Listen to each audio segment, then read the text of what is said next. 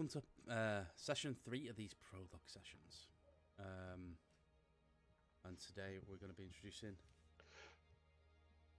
you two to each other, and we're going to be starting with Kallista. So this, like I said, this session could be an hour long, it could be 3 hours long. Last night it went on to like 10 to midnight, and I was like, "Well, I'm going to have to rush it now to the end because I don't want to be going past midnight." So, but it's as long as you guys make it. It doesn't have to be really long. At the end of the session, there will be a bit of a debrief. So we'll talk about anything that you did or any questions you might have going forward. So without further ado, we start in the city of Ironstone. In a stone-built gatehouse on the southern edge of the city wall. It is the second day of the month of Long Night. The day is Day of the Moon, so that translates to Monday, first day of the week. Second day of the week, actually. Sorry.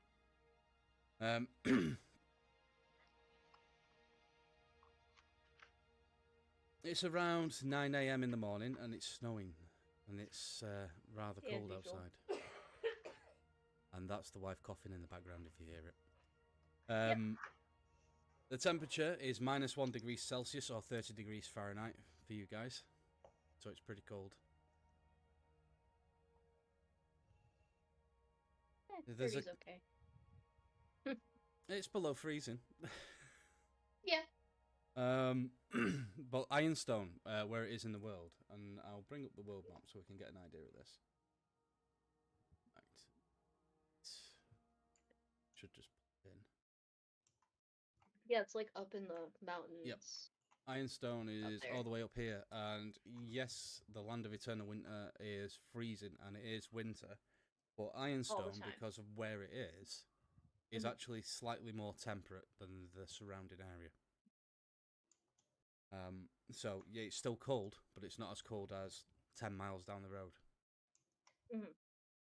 There's a caravan carrying a consignment of dwarven steel heading south for Bridge City, and it's waiting outside the gatehouse. You can hear the noises of the horses outside whinnying. Your father, Torek, and your brothers, Thorn and Dane, are there. Your mother is at work. She's in the jewelers in the city, and she can't make it. And Torek turns to you, and he says in my worst Scottish accent ever, "Are you sure about this, Kallista? The world can be a harsh place for someone like you. Well, you know what I mean." He gestures vaguely with his hands towards you. And yeah, it's like this. Dane speaks up and he says, "What Dad is trying to say is that you're a tiefling. And some people don't like tieflings." Yeah, I know. But I'll be okay. I can take care of myself. This isn't my first transport. Aye, but your father says to you, I realise this, but you've never been that far south before. And some of them villages and small towns that you go through, they're not as accepting as us up here.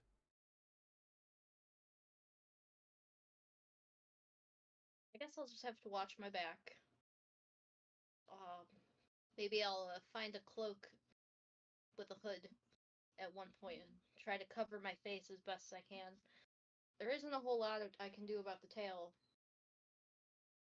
I haven't found one long enough yet to cover the tail. Dane sort of looks at you with a little bit of a smile. I'll bring up a picture, actually. I should have a picture. I did a picture of Dane and... there you are. Bring that up.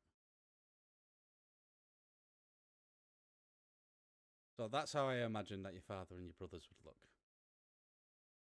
Yes. Yeah, they're just kind of like... Dane is actually... He works usually in the jeweler's shop with our mother. Right. Okay. I'll Love it. make a note of that. Yeah. But Dane, he looks at you after you say you're talking about your tail, and he says, "Well, maybe you could wrap it around your waist like a belt." Feels pretty flex. Maybe. That's kind of uncomfortable. I could just tie it around one of my legs like I usually do when I get nervous. Torek, then you can see that you're resolved to go on this journey, and you've talked Mm-hmm. long with your family about this. It's not something that's unexpected. I didn't just wake up one morning and go, bye. And he sort of he says, "Well, if you're sure, Callie, you better take this. Thorn, get me the sword." Thorn raises an eyebrow, but obediently goes into the back room of the guardhouse and comes back holding an old and worn-looking sheathed sword. Torek takes it from Thorn and holds it out towards you in both hands. I take it. And I open the blade just to look at it, and I'm like, I like it. As you open it, your father gasps. And he says, "Look, there's something I've not told you. And me and your ma, we were waiting for the right time, but when we found you, I was gonna say, I know I'm adopted.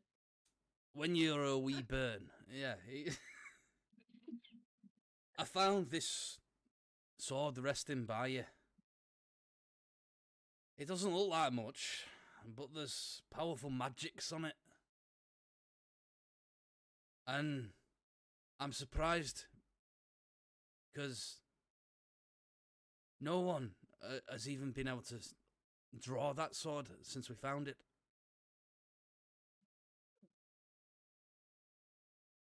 So, perhaps it was meant for ye." Perhaps she's holding it and just examining the blade. As you look at it, the blade is rusty and it's horrible.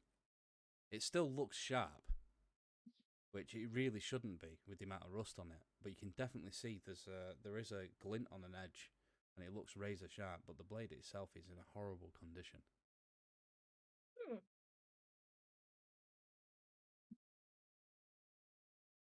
I suppose I should probably polish this up a bit.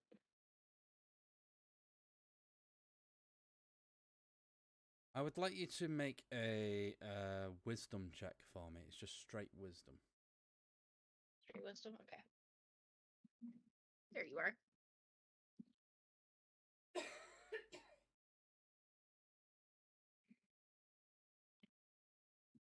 15.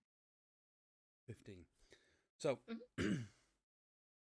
as you sort of hold it and you look at it and you're thinking about cleaning it up, you do get the distinct feeling that there is something more to this blade. And you know beyond the shadow of a doubt that it belongs to you.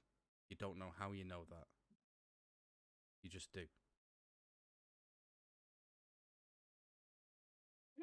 I suppose I'm just getting really good feeling about this sword.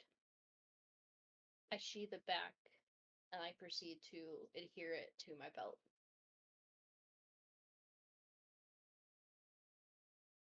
Well, hopefully, it'll help protect you on the road. Anyway, lass, they're waiting on you. And he gestures to the door. But before you can even move to exit, he pulls you into a giant bear hug. Oh. And your brothers join in, and they sort of squish you in, and they are dwarves, and you're much taller than they are, so it's kind of They're a kind of scene. pushing me. So I'm just like, kind of like, guys, I need to be able to breathe. Because I'm assuming they're kind of like because my character's 5'6", so if they're only 5 foot, they're literally squeezing my stomach. They're probably closer to about 4.5, feet going on to for 5. So they'd be down here somewhere. Yeah, they're like crushing my diaphragm. I'm like, guys, I need to breathe. Aye, let up, come on. and they let you go. Oh, I'm gonna miss these hugs. So we've made sure that the caravan has got some dwarven ale on board for you. Okay. We couldn't let you go too long without a brew. No, that wouldn't be fun. Nah, and that weak shit that they sell down south is no good for you.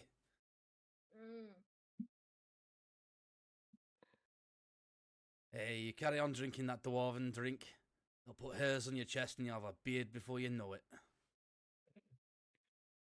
Daddy's been saying that since I was young. Hasn't happened yet. You just need to drink some more. That's all it is. You're not drinking enough. He opens the door. As he opens the door, there's a blast of cold air comes into the gatehouse. As you exit, you feel the light kiss of snow fall upon your face. You look to see Yarin Goldfeather approach you. Bring a picture up of him.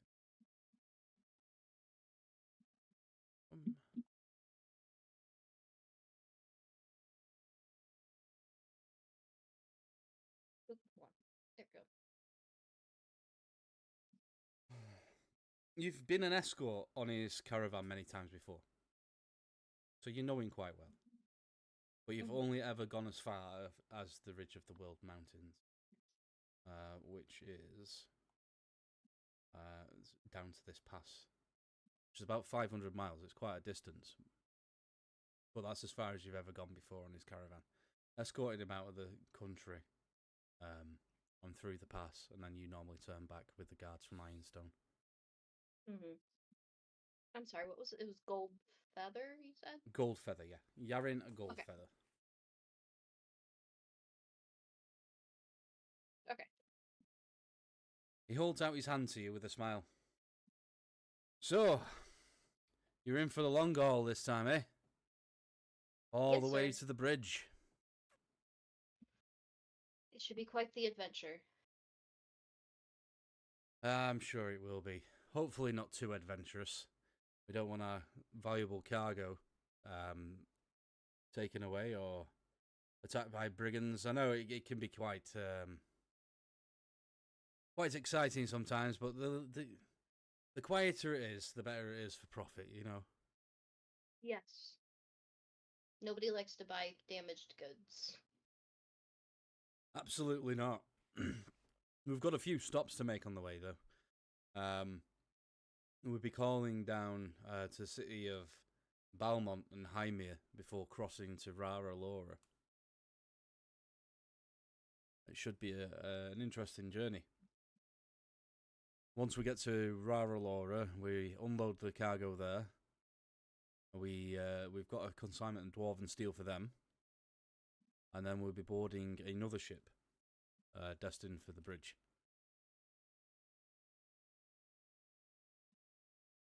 Okay. Well, anyway, enough talk of shop.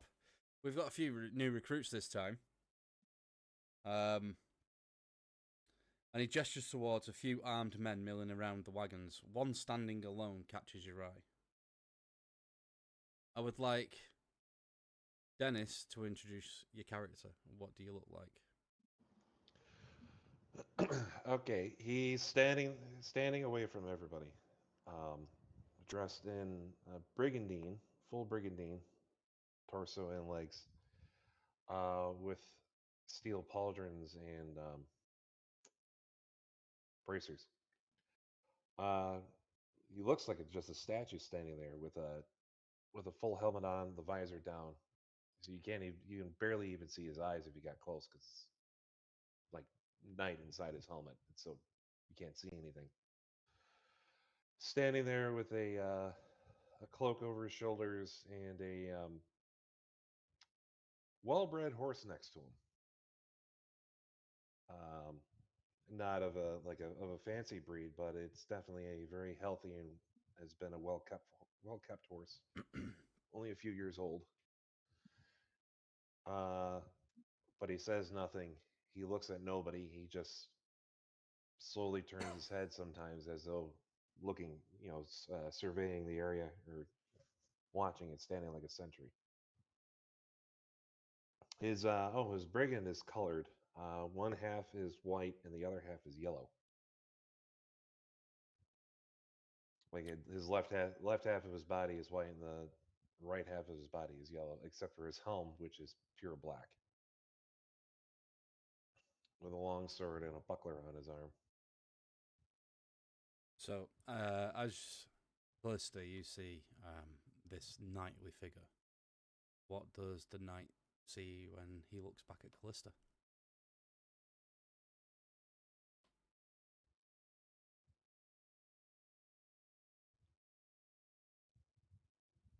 Did you hear me? It looks like he's talking, but I can't hear him. Who? You. Not hear me? No. Can you hear Nick? Yeah, I can hear Nick. We're waiting for you to reply. Mine's just flickering because the fan is blowing on it. Yeah. So, No. We're waiting for you to reply. yeah. So, Or did you not hear me? I didn't hear you. Oh, jeez. I heard it all. Okay. So, guy's standing there in basically what would you call it? Padded steel armor. Yeah. You mechanically it's studded leather in it, but Right. it's a It's a brigandine. brigandine. It's padded armor with strips of steel inside to give it extra. Oh, okay. With a full helmet, you can't see his face.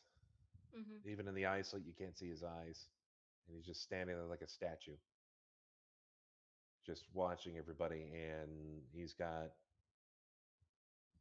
it looks like a very well-bred horse, well kept, standing next to him, young. And half of his body is yellow, and the other half is, or left half is white, the right is yellow, but his helmet is black, and he's got a cloak on his shoulders and a long sword on his hip and a buckler on his arm. Okay.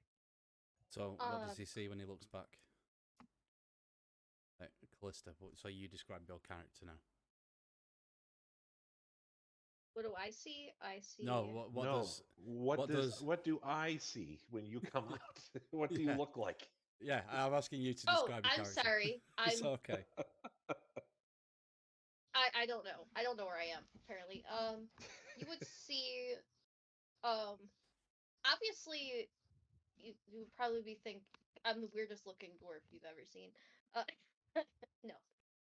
You would see a she's muscular, she's very, like, just built, because, she's been training with the guard. Her skin is white, but you can almost see that slight reddish tinge to it.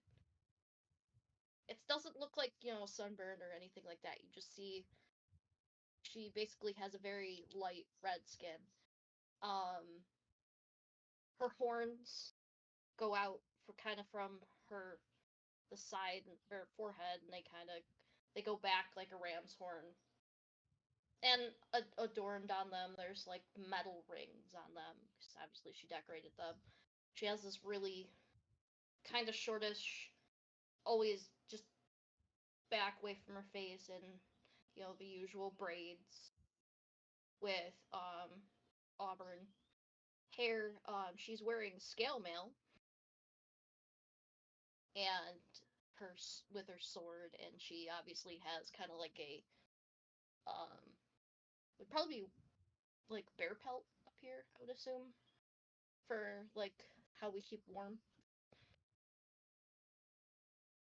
Yeah, sure. You can be a bear or a wolf, something like that. He doesn't. wolf. They tried wolf pelt with her, but it proved to be like a little bit too small. The way they were making it, so they found this bear pelt. She has a bear pelt cloak on to keep warm. Her eyes seem to have a little bit of a glow to them. And you just kind of see jutting out from underneath that cloak her tail. That's what you would see.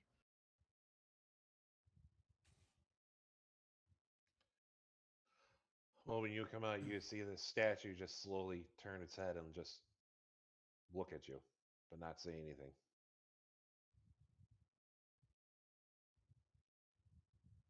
I would just kind of like turn to Yaren and I'm like, new recruits. So, do you know anything about that guy that just looking all statuesque? Not too much, to be fair. Seems to keep himself to himself, but he did come highly recommended.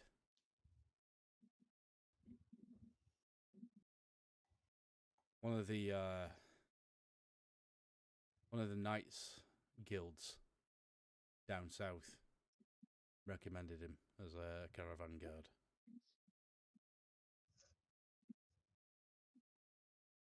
And so far, he's proved okay on the way up here. Didn't run into much trouble.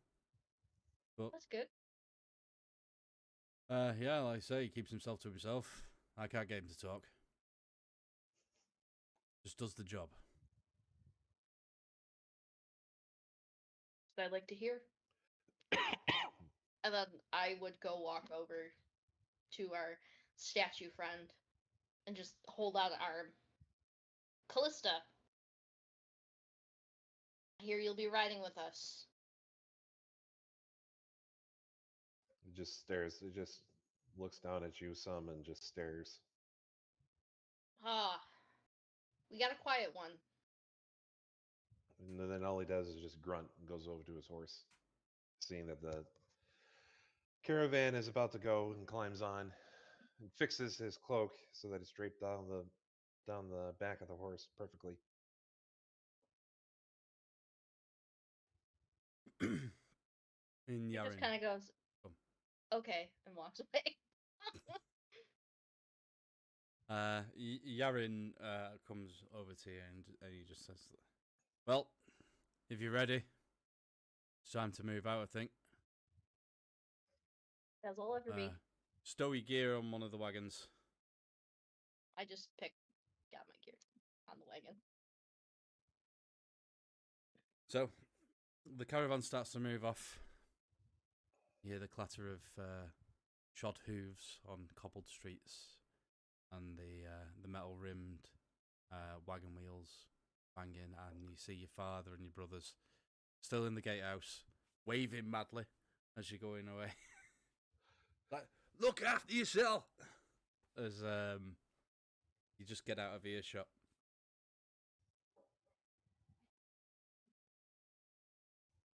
You start heading south along this road from Ironstone. Mm-hmm.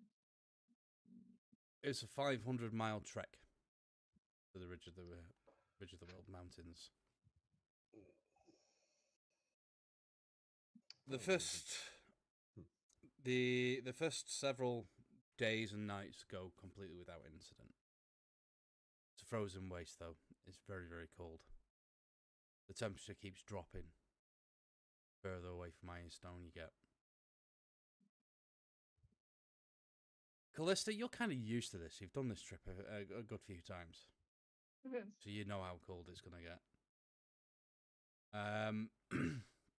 We're going to call Dennis's character Nameless for the moment, because we haven't got a name yet.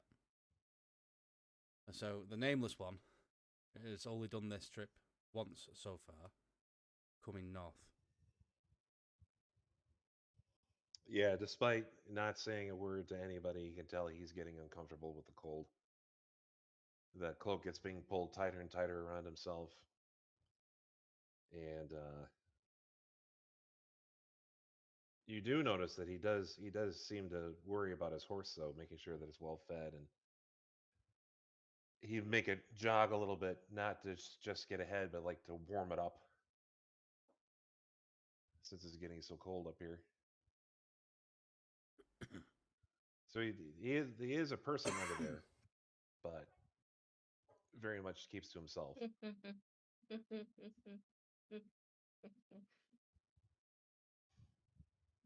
So, after, let's say, it's about 15 days travel from Ironstone to the Ridge. So I'm not going to make you do loads of stuff on this journey because it'll just get tedious. But about halfway there, I'm going to make both of you do a perception check to make sure that you're not being followed or anything like that. Okay. Perception.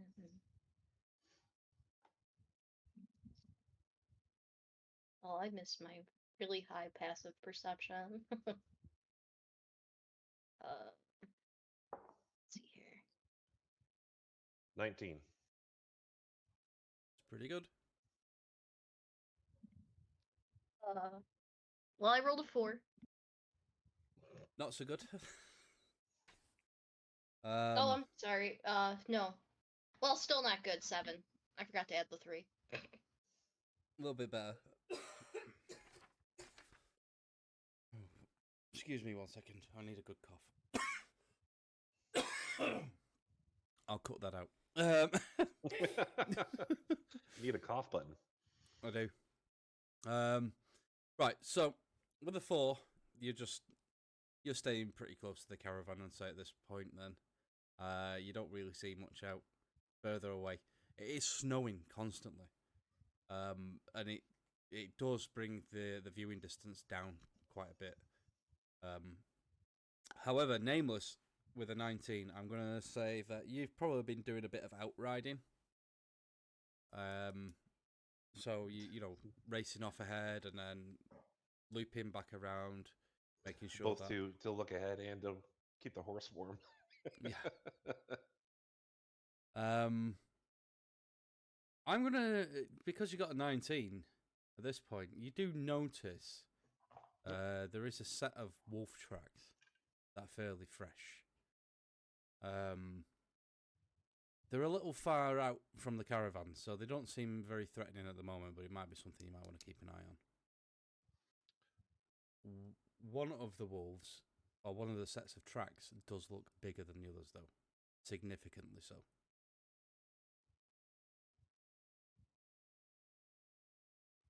All right. When he returns to the caravan, what's that guy's name again? The head guy of the caravan? Yarin. Yarn.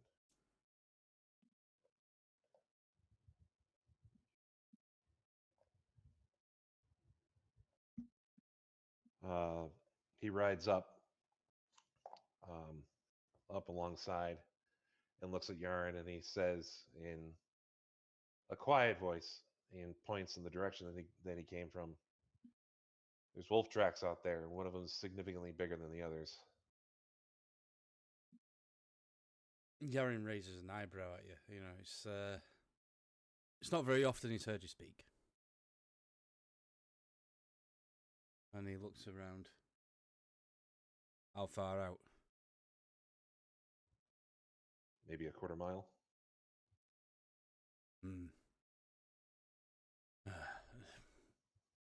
Nothing that we should be too concerned about, but maybe we do need to keep a watch, just in case they decide to stray a bit closer. Prey out here at this time of year is a bit scarce, so it has been known for wolves to prey on caravans and lone travellers. So just keep watch. And Yarin turns to one of the other riders that's riding by the side of his wagon, and basically passes the word on and tells him to go down and pass the word on to all the other guards, so that everybody's aware that there might be a wolf issue. The Nameless, he lifts up his cloak and looks at his sword, and then you see him tug on it a little bit, and then yank it out of the sheath, and then bang it back down onto it, breaking the ice off of it, for making sure his sword is free when he needs it. Absolutely. Yaren does something very similar. After watching you do it, and he just says, looks at you, nods. Good idea. Good idea. In fact, I think we're not far off making camp. So, get some warm oil on these blades. The knight nods, simply just nods in agreement. You carry on travelling. You keep an eye out for these wolves, and they do over the next few days, and they do seem to be pacing the caravan. They haven't ventured any closer. But every time one of you goes out on an out riding, you do come across these wolf tracks, and they seem to disappear behind like crevices and places wouldn't be easy for your horse to go. But they do seem to be pacing you the entire way.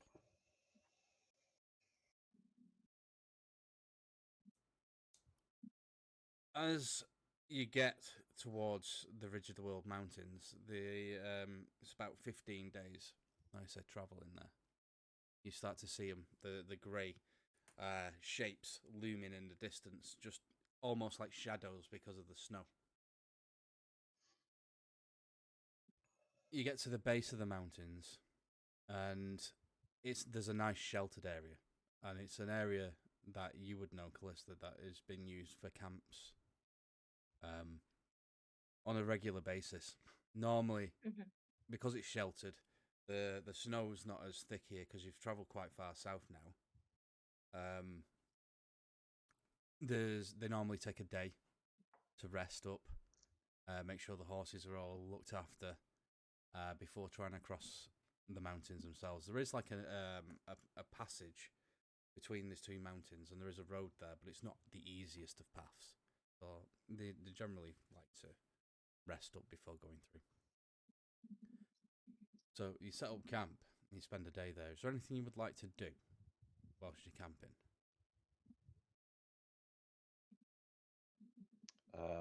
My guy is just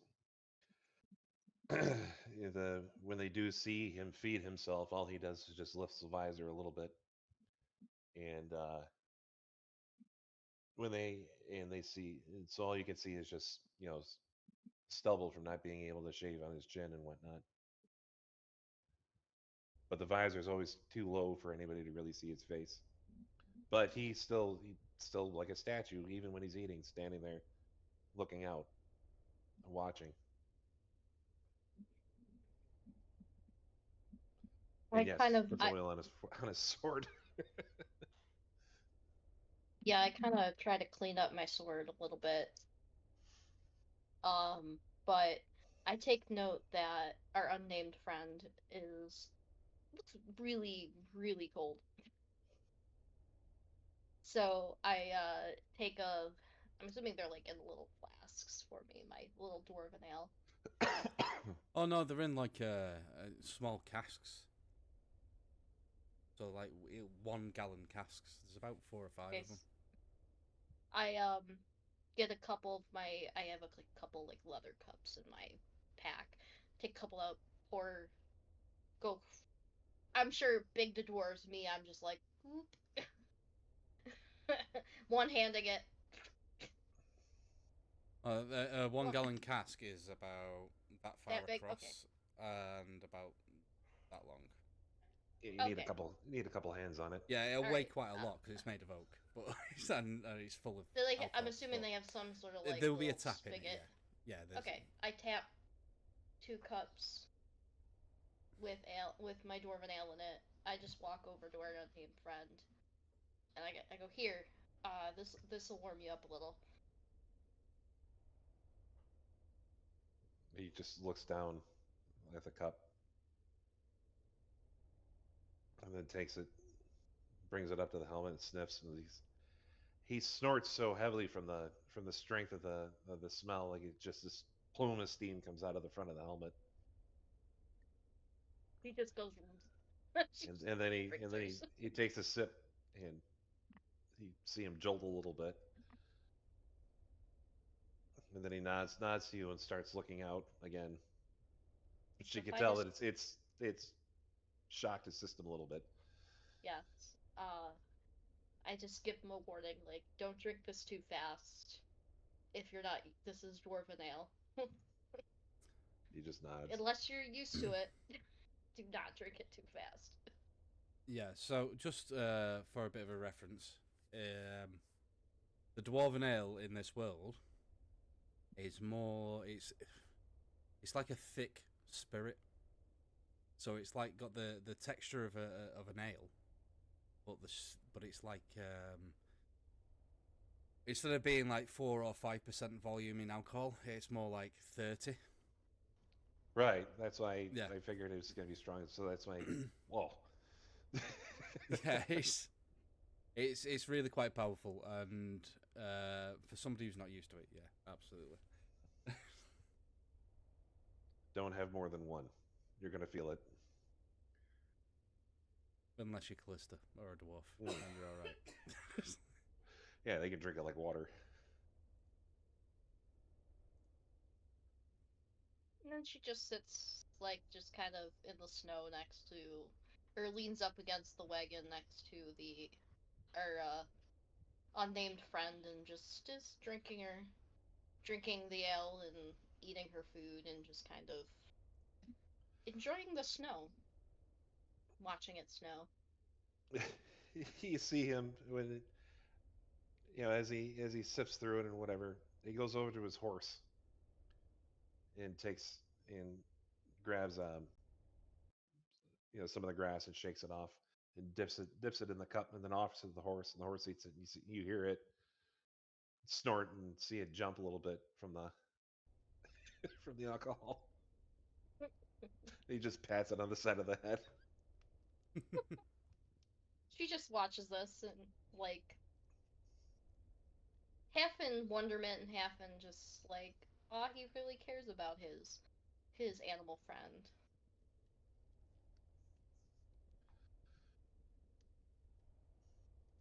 Sorry, I'm just sorting something out while you're role playing.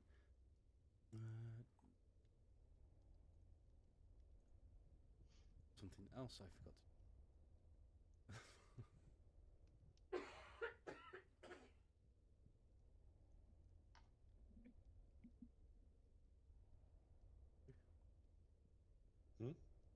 I'm just sorting out a token. Don't worry about it. Oh. I forgot to do it earlier. I thought I'd done everything, and I always miss one thing, so I'm just sorting out while you were talking. So yeah, you camp here for the day.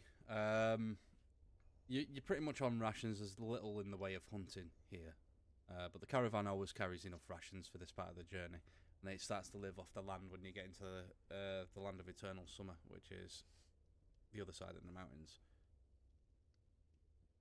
Is either of you gonna go on watch for this night? I'll go and watch. Okay. When would you like to go and watch? It's not just you as a caravan guard. There are others. So what time of the watch would you like? Let's say you've got a 2-hour shift.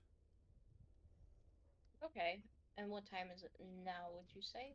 So it's just about gone dark. It is winter, so it's probably around about 2 o'clock in the afternoon? Probably, yeah. It's probably, well, let's say it's night time. So let's say it's early night though. So about 7 in the evening. Okay. So people are starting to settle down at this point. Don't want to get too rowdy because they've still got a long journey. Mhm. I would go on at 9. 9. So 9 till 11. Yeah. Is Nameless going to be going on watch? Yes, but he is going to do it before daybreak. And Right. when asked about it, he says, "No, I need to be up at before daybreak." Not saying why. He just that's when I will take watch because he has suspicions. Okay. So you go on before daybreak, and Kallista, you're going on pretty much almost at the start.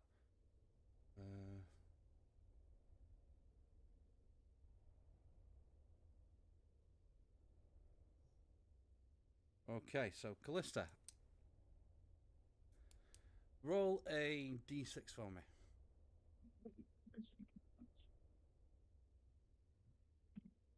5. 5, right, okay. And then make a perception check. Oh, you keep cutting out every once in a while. So Make a perception check, yeah. Okay. Will do. Alright, roll better than a 4. 10. 10. Right, so your part of the watch, other than being a bit chilly, not too bad. It's fairly quiet. You don't see or hear anything that's going on. You're sitting round the fire, warming your hands, and drinking a few mugs of the dwarven ale. Not enough to get you drunk. No. But any lesser man, definitely. And you end up retiring. Right, I am going to roll a perception check for the other guards between you and D6 as well. Right, okay.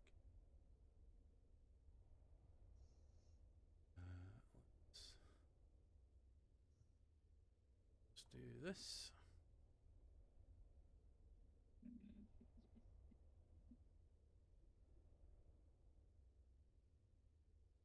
I didn't do a token.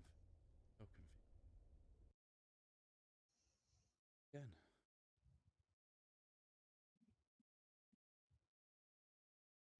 Oh, I hate these new sheets that they put in here. Can change it later. Right. So it's around about midnight when you hear a bit of shouting going on in the camp. I would like you both to make a perception check to see if you wake up.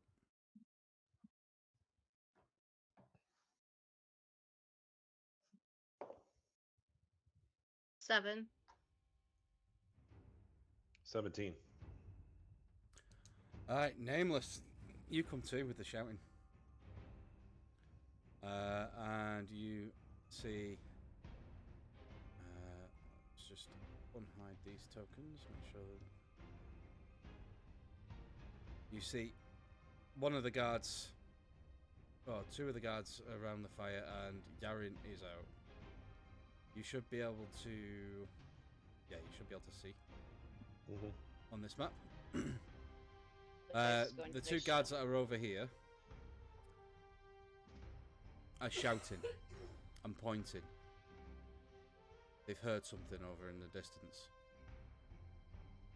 I need you to roll me some initiative, please.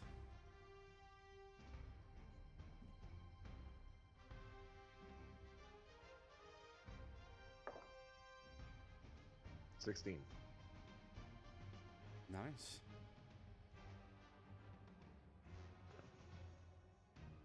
And I would like Kallista to roll some initiative, but you're going to miss the first round. Okay. That's fine. Initiative.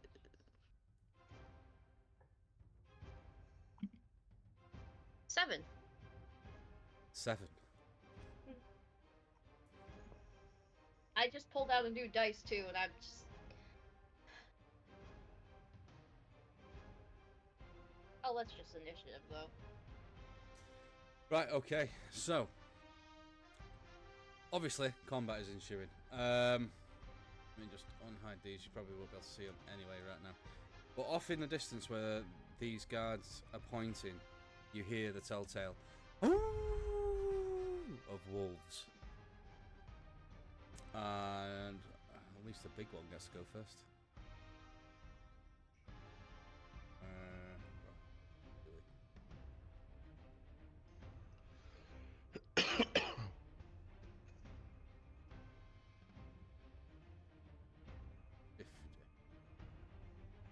Yeah, you can see that big dude. I'm gonna. Oh god, that one's a big one.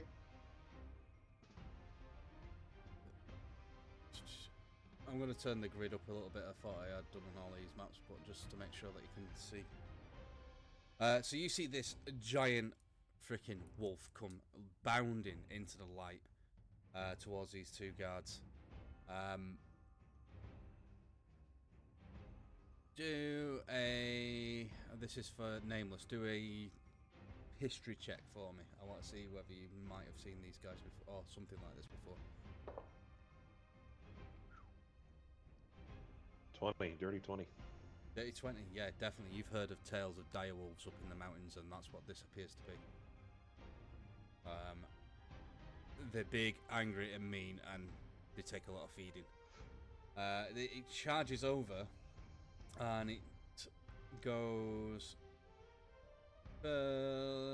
this guard here, next to Yarin. So this is Yarin. This is a guard, and it's going to try and bite him.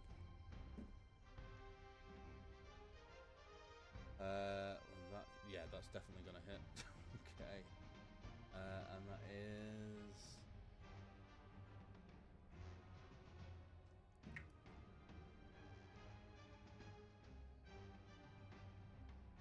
holy shit! Right, so you see this wolf just come up, and its jaws clamp around this guy's neck, and he goes down. Takes his head off. Yeah, takes his head off, just rips his head right off his shoulders, and you see blood dripping down the wolf's maw as you hear it start snarling. Right, Nameless, you're up. Well, without hesitation, he pulls a sword and goes charging. I can't move it. You're not? Oh, sorry, I've got it paused, that's why. Pulls a sword, and with a shout, he goes charging. I assume that's within 30 feet. 5, 10, 15, 20, 25, 30, you'll get you to there. Collides with a wall. Collides with a wall. Just move. Hang on, let me get you out. There you I'm not seeing the grid. go. Just hit refresh on your browser and it'll come up.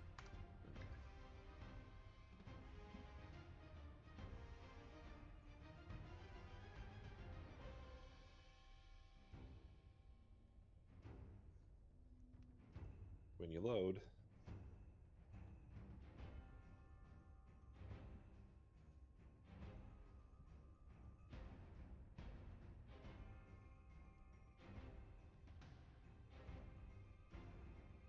I mean, do you want me to drag your token over to that place while you're loading up? yeah, I may as well just so we can keep moving. The wolf's within reach, right? Yeah.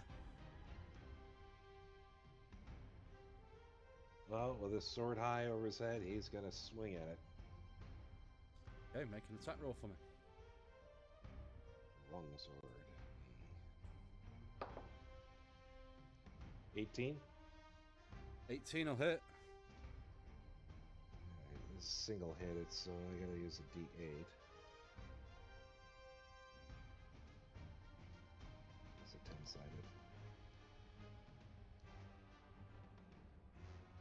Oh, yeah, it's 2 D4s put together. Yeah, that's right. 6. 6 points of damage, that including your modifier, yeah? My modifier? Oh, Yeah, so the +3, yeah. yeah. Okay, Yeah, so you 6. take a swing at this this wolf. You cut through its fur. You see a Oops. line of you seen a line Ignore of that. blood. Ignore what? Should I accidentally accidentally roll? rolled on. Yeah, on D&D Beyond. I Oh, don't worry. didn't about mean it. to hit it. There we go. Okay. You see a line of blood come through its fur, and it turns its giant head towards you. Is there anything else you'd like to do? There we go. Now I can move.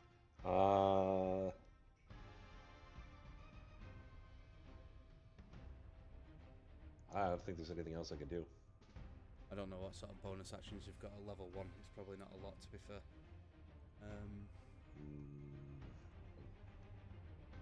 No, just two-handed fighting. Or two-weapon fighting. Oh, yeah. But Okay, so... I just had this short sword in my hand, so... The end of your turn, it is now the guards. So he's down. Yarian here is going to try and stick it with his rapier.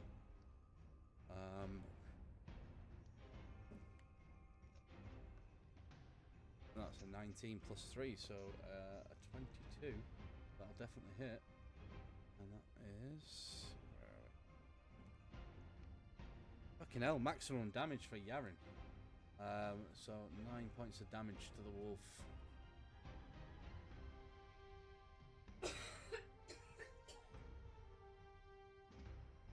As he yells, as he swings his sword over his head, and brings it down. Well, actually, it's piercing damage, it's a rapier in it, so he just sticks it. He's not that heroic. Right, so this would now be Callie's turn, but because you're asleep, you're missing this turn, and you'll come in next round. And Okay. that'll bring us then to these little wee baby wolves.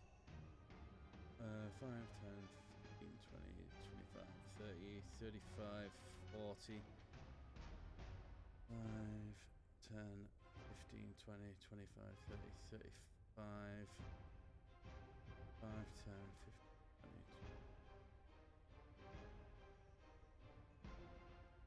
20. They move up. Oh, actually, he didn't go, did he? I've got another guard there. I'll bring him round. 5, 10, 15, 20, 25, 30. He'll get an attack in on the big wolf. Did I actually? Oh, it's that new thing. Normal roll. Oh, he missed anyway. No mind. Right. So wolves are gone. Right, so that brings us back to the top of the round, and it's the dire wolf. Having been sticked by Yaren and stuck by Nameless, I'm going to roll a d6 to see which one he's going to attack. On a 1, 2, or 3, he's going to attack Nameless. On a 4, 5, or 6, he's going after Yaren. And that's a 5. So he's going to try and bite Yaren. Not with a natural 1, he's not. So Bites himself. as he goes to bite Yaren, He bites his own tail. he completely misses and chomps at the dirt and snow on the ground. He's not going to move. Right, okay. So that'll bring us back to Nameless. Well, now that I'm not running, and the buckler doesn't get in the way, does it? You can use two hands with the buckler. Yep. So I'm going to do a two-handed attack with the long sword. Absolutely, go for it. That So is that'll a be- 22. Yeah, that's going to hit. So that'll be a D10, not a D8 for your damage. Right. That's a 12-sided. God, one of these days I'll figure out what the fuck all these things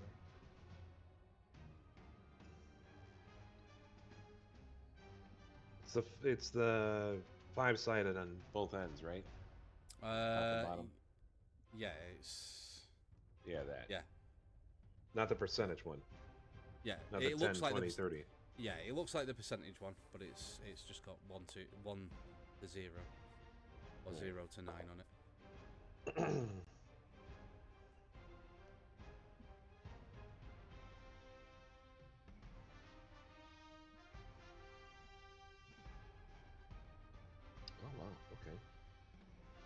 a 9 plus 3, 12.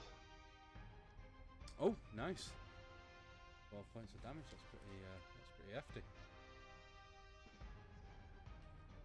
Right, as you swing and you hit with two-handed this time, bringing down all your strength into this wolf, you cut deeply into its shoulder, and there's a spurt of blood, hot blood comes flying out.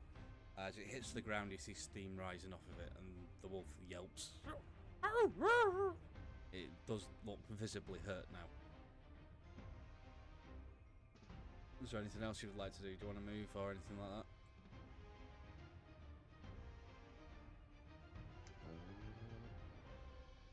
No, there's nothing else I can do right now. I'm too vanilla. Right, okay.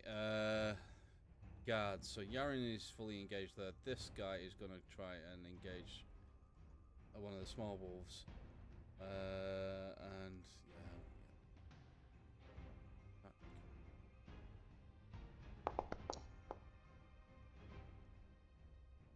yeah, that's going to be a miss. He's shit. And then Yaren goes after the dire wolf. Wow, Yaren's rolling really high. So that's a hit. Not so high on the damage though this time. 3 points of damage. As he pokes him with the rapier again. He tries to go for the direwolf's heart, but just kind of misses it. But it rears up, and you can hear it's visibly hurt.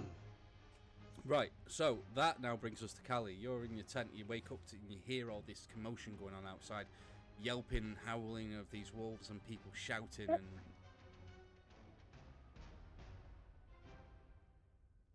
I immediately, I'm assuming, because I've heard dire wolves before. yeah, they're quite common up here. Yeah, and I was like, oh shit, my friends are in trouble. And I just charged myself right over here. If it won't let you move because of a wall, I'll move you. Yeah, it won't let me move. Okay, thank you. I have my sword at the ready. I believe I can this melee weapon. I don't know if it's a two-handed or slash. Let me just check. It has a 1d8 plus 2 and a 1d10. Yeah, it's versatile, so you can either use it one-handed or two-handed. If you use it one-handed, it's a d8. If it's two-handed, it's a d10 on the damage. Yeah, I just kind of wind up and I'm bringing my sword down at this wolf. With one Excellent. or two hands. 2 hands. Give me an attack roll, please. Will do.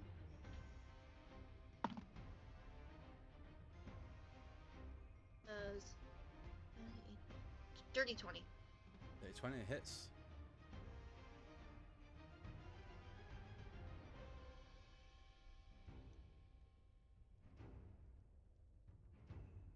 Yeah, 4 damage.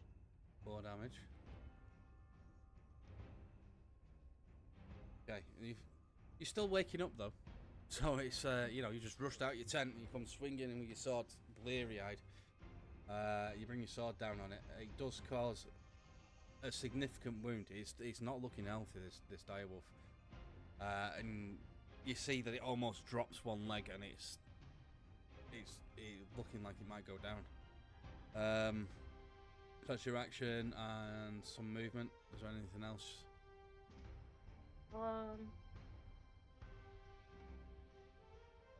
Second wind is just for regaining health, right? Correct, yeah. Okay. No, I can't do anything else. Right, okay, so that brings us to the little wolves. This one is going to run around 1, 5, 10, 15, 20, 25 to there. He's going to take an attack of opportunity as well. 5, 10, 15, 20, 25. That one's going to come around to here. That one's going to get an attack of opportunity off this fellow. Let's just pull it there. What the fuck? Right. So That's I've just revealed the dice roll in the chat so you can see it. That's how that guy is rolling all the time.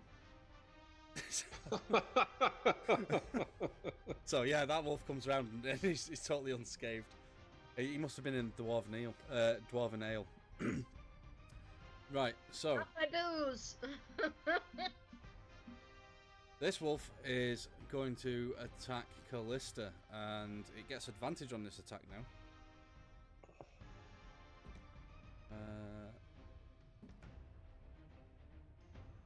An 8 or an 18, I think we'll be going with the 18. Plus 4, so it's 22 to hit. Oh, that hits.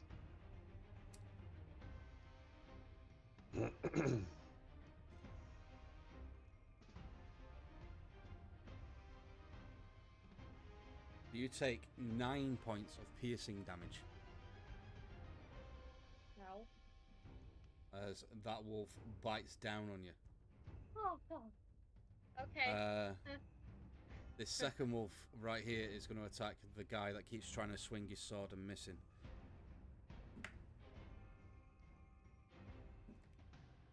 Right, so that's going to hit because that was an 18 total, and his armor's crap.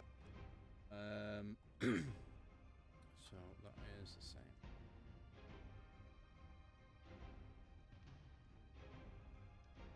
Oh shit, that was maximum damage from that wolf. This caravan guard goes down, and you see this wolf here start feasting on the body. This one that's here hasn't moved yet. Sees that. And is gonna try and leap to here. So I'm gonna make it do an acrobatics check.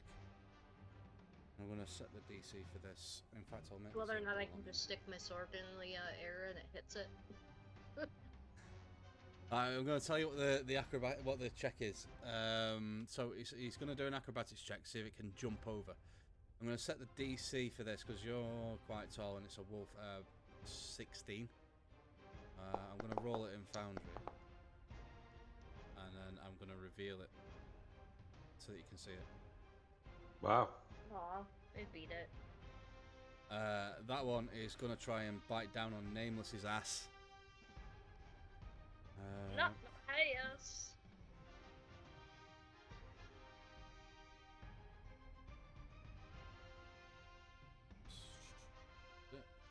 So 22 to hit.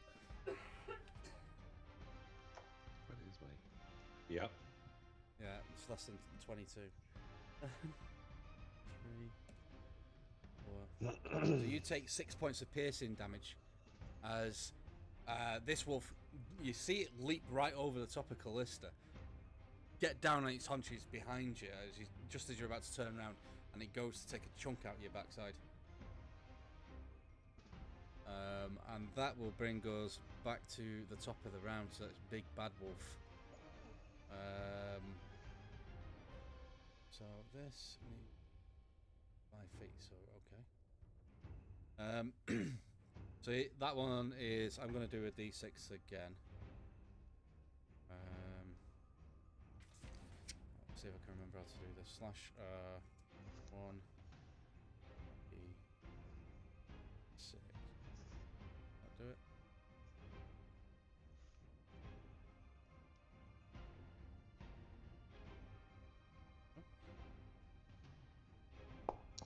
There we go. So it's gone for Yaren again. Again, I'll reveal that one. It was the same rules as before. 1, 2, or 3 goes for Nameless. 4, 5, or 6 it goes for Yaren.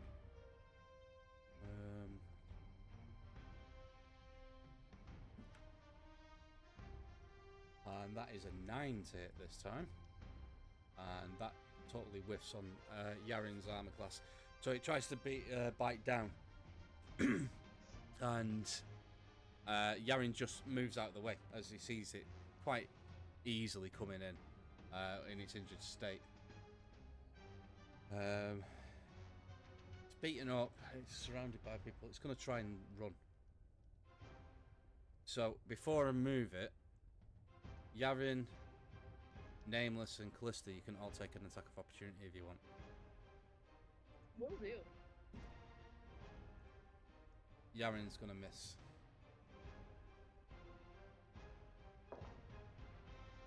Ooh, 9.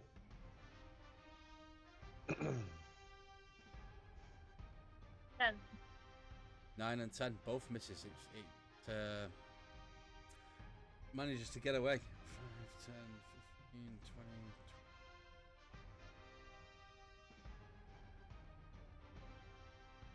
20. And you just see it run off. There is a trail of blood right behind it.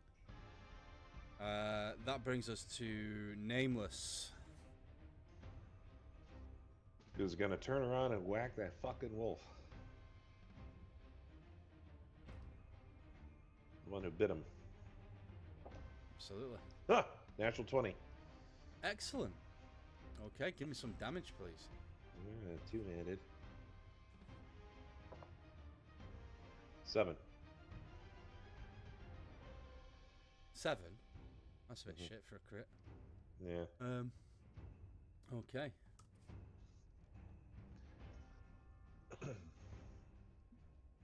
You take a significant portion of its health away, though. You swing and you cut deeply right into its back. As, again, blood just sprays from your sword impact.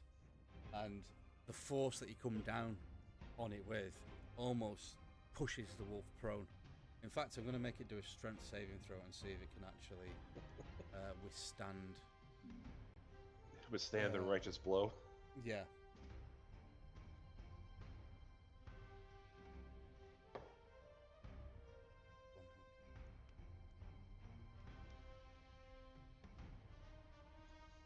But I can't figure out how to do the saving throw though, but whatever, I'll just do it as an athletics check, it's the same. No. Yeah. What? It got a natural one on its Oh, it strength went save. down. So it's gonna, it's going prone. So you get advantage on your attacks against that wolf while it's prone. Right, you want to do any moving? No, because I'm still engaged. Okay. I don't want that the wolf brings us- nibbling on my toes. That brings us to the guards, and there's only Yaren left. So Yaren is gonna run around to this side of that wolf, screaming with righteous fury as he tries to stick it with his rapier.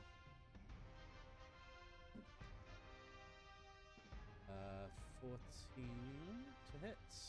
Yeah, that hits it. Okay. And that is 4 points of damage, which is enough. I didn't even do it at advantage, it doesn't matter. It's enough to kill it. That wolf goes down. That brings us to Callie, because Yaren's the last one alive of the guards. Okay, I'm gonna attack that middle wolf that just took a bunch of my health. Excuse me. I was gonna just do, I was just gonna wind up again, 2 hands and slash at it. Two-handed? Okay. Yeah.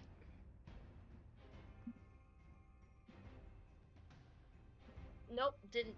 Probably just threw my sword. I rolled What a did 1. you get? You rolled a 1. Yeah. 1. So, you go to attack this wolf, and you totally miss it. With the amount of force that you put into it. The sword, you think, should leave your hand, but it doesn't. But it buries itself into the ground. And it's stuck there. So, that's going to bring us, unless you want to try and pull it out. I'll I let do you do it want as to a try and bonus pull it action. out. Yes. Okay, give me a... So this... athletics check. Okay. There we go. 21. Yeah, you pull that sword out. Shink. Right. So that brings us to these wolves. Yeah. Right. Okay. So that one's just seen that one go down there. All right. This one is gonna try and attack Nameless. That was a natural 20. Okay. Don't forget, you can spend your hero point to make me re-roll it. Yeah. Screw it. Yeah, that was a 5 that time. So it looks like this wolf is coming straight for you, and it looks like it's going to go for the jugular. And there's a moment of panic crosses your face under that helmet. Just as you flinch, you bring your arm up, and your buckler's right in the way. It just hits your buckler and drops back. This one here is going to go after Kallista.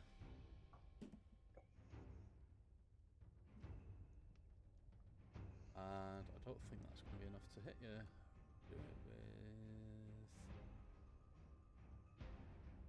with 14. Nope. No, yeah, that's a clean miss. Even with advantage. Excellent. Right, so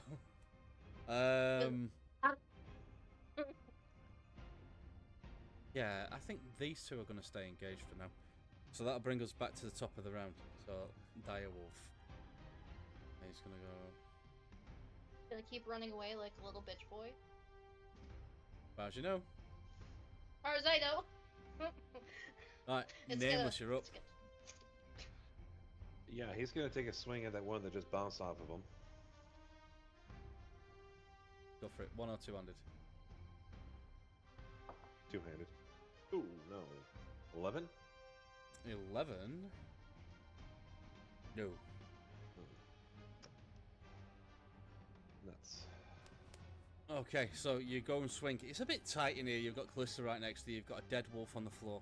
It's a bit tricky, and that one's just like dazed and staggering about, and you just mistime your attack. You can still move if you would like. Nah. Right, okay. Guard's turn. So Yaren is going to run up behind this fella and try an attack.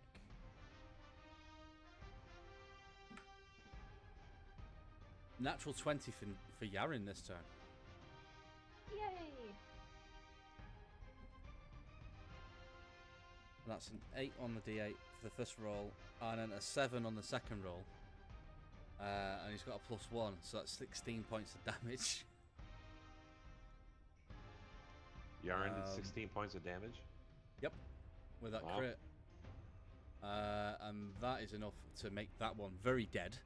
So as Yaren runs up, frustrated with not being able to do much damage so far, but he just runs up right behind this wolf, takes his rapier, brings it down on the back of the wolf, stabbing it right through, piercing its heart, and you see the wolf just drop dead.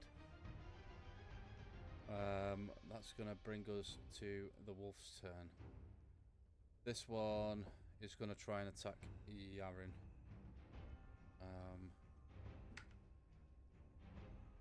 And with a 3, that's going to be a miss. So at that point, that's going to try and lope away. So Kallista and Yaren both get an attack of opportunity as it moves out. Yaren gets a natural 1, so that's a miss. I didn't do much better. I got a 7. Okay, that one manages to disengage then, and 5, 10. That one's not hurt, so that manages to get all the way up to there. Right, that brings us back to the top of the round. Direwolf.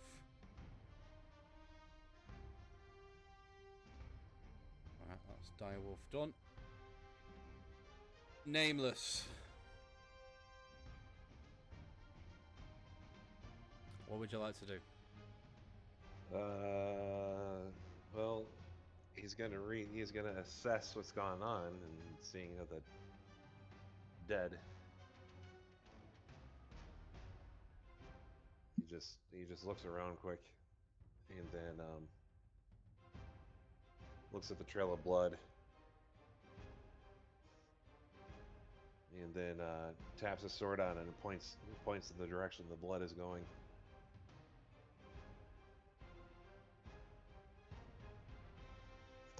And we should follow. Okay. I look at him and go, yes. Lead the way. We gotta get rid of this wolf, otherwise it is gonna come back.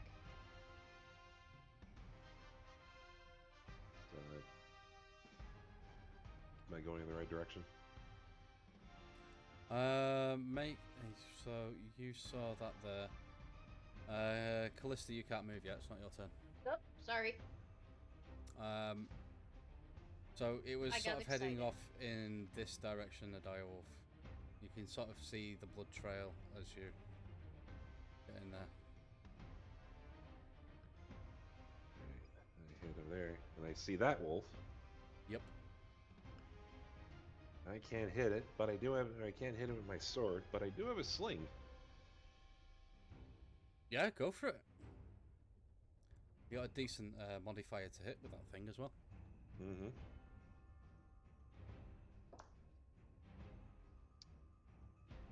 13? That just hits it. Oh.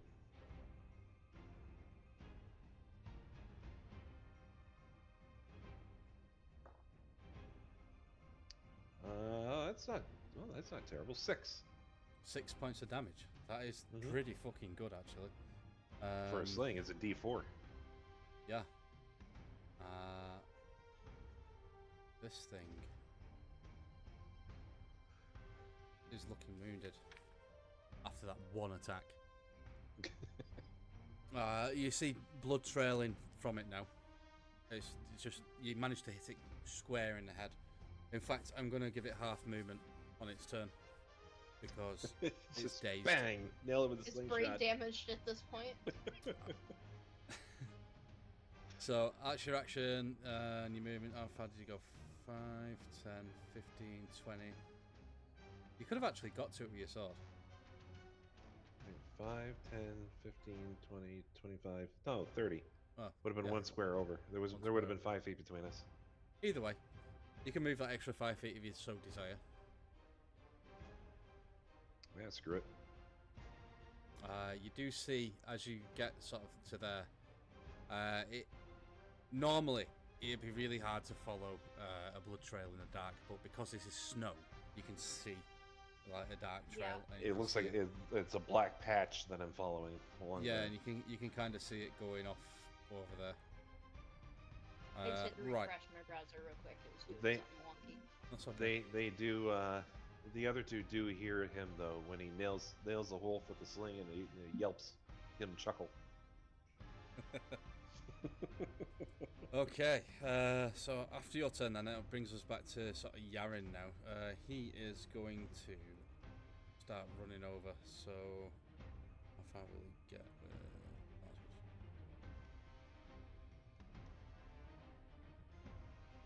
He'll get 30 feet to there. No, talking. So he gets within range of you, looks at this wolf here, looks at you, and he can see the blood trail. And it's like, he's used all his movement, so right now he's got a choice. He can either stay where he is. I don't think he's got a ranged weapon. I'll just check. No, he doesn't. Or he can use his action to dash in the direction of the wolf. So he looks towards Nameless and says, "You need help with this?" Just simply says no. Right. So he'll carry on running past then. 5, 10, 15, 20, 25. That wolf is going to get an attack of opportunity at Yaren as he runs past, but I'm going to give it him at disadvantage. Because it's very concussed right now. Because he's a bit concussed, and Yaren's running. He didn't really stop, so he can't. It's just he's sprinting past. So, but as he runs off into the darkness, you hear him shout, "I found it! It's on the floor. It's wounded." That's the end of his turn. That brings us to Callie. All right. I move my.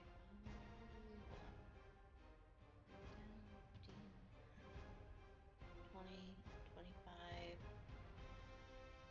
I can move just to here. 30. Boop. That's about as far as I can go. As you're running by, you see Nameless squaring up with the wolf with his sword in his hand. You do have throwing axes. Don't forget about that. Yeah, I'm just kind of like standing here, and I'm like, yeah. I take out one of my throwing axes, and I just kind of like want to yeet it towards the wolf. Okay, make an attack roll.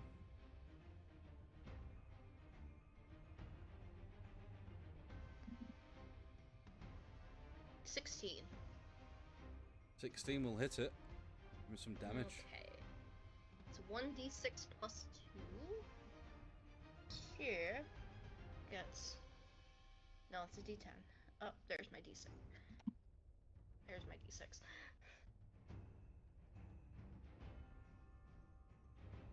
4. 4 points of damage.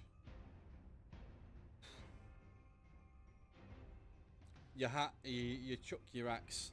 It burrows itself deeply into the back of this wolf, and now it drops down prone. There's no way it's recovering from that. You hear it yelp, and it starts trying to drag itself along the flooring of the floor. You've just lost that axe until you go and retrieve it, but you've still got another one. You've got 2 of them. Right, okay, so that brings us to this wolf's turn. It is going to try and limp away. If you bet your ass I'll be going to 10. get that great axe, because I probably would have whittled the wood handle myself. I'm gonna go there. But it's moving at half speed right now. Right, so that brings us back to the top of the round. Direwolf's there. He's found... Yaren's found it, and it's looking really bad. It's going to try and attack Yaren because it's trying to save its own life. With that roll, it's probably not going to... Then Jonesy the attack cat comes out, and we just throw him at So, it pathetically tries to bite him, but there's not much strength left in this wolf. And Yaren just simply sidesteps it. Oh, what do you want? That brings us to Nameless. You can still see that one where it's looked away. You can still see the blood trail leading in that direction.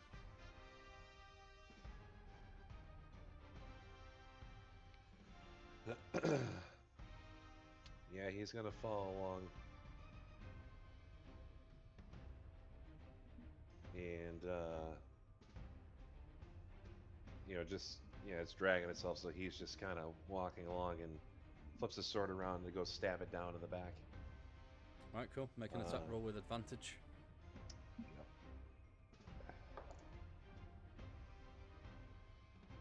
Well, I got 17 on my first roll. I think that's good enough. Yeah, it's good enough to hit it. You can roll again, see if you get a natural 20, but I think at this point the outcome's inevitable. Yeah. And this is just, it's not both hands stab it down, and he's just kind of walking along and just lifts it high and just boom, down on it, one end. 5. Yep, that's enough to take it out. How would you like to kill it? There's nothing fancy about it. Just as he's walking along and he looks and sees the dire wolf, and as he's looking at it, he just slams his sword down into the regular wolf, killing it. You hear the last breath of the wolf. It's almost like a sigh. You've just put it out of its misery.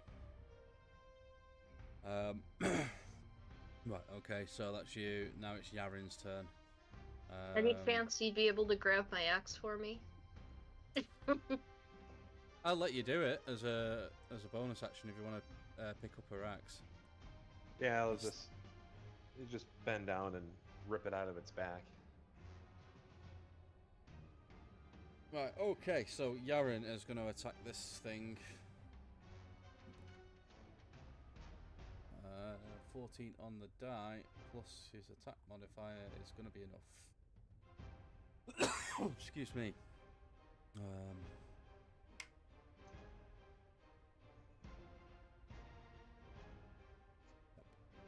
Okay.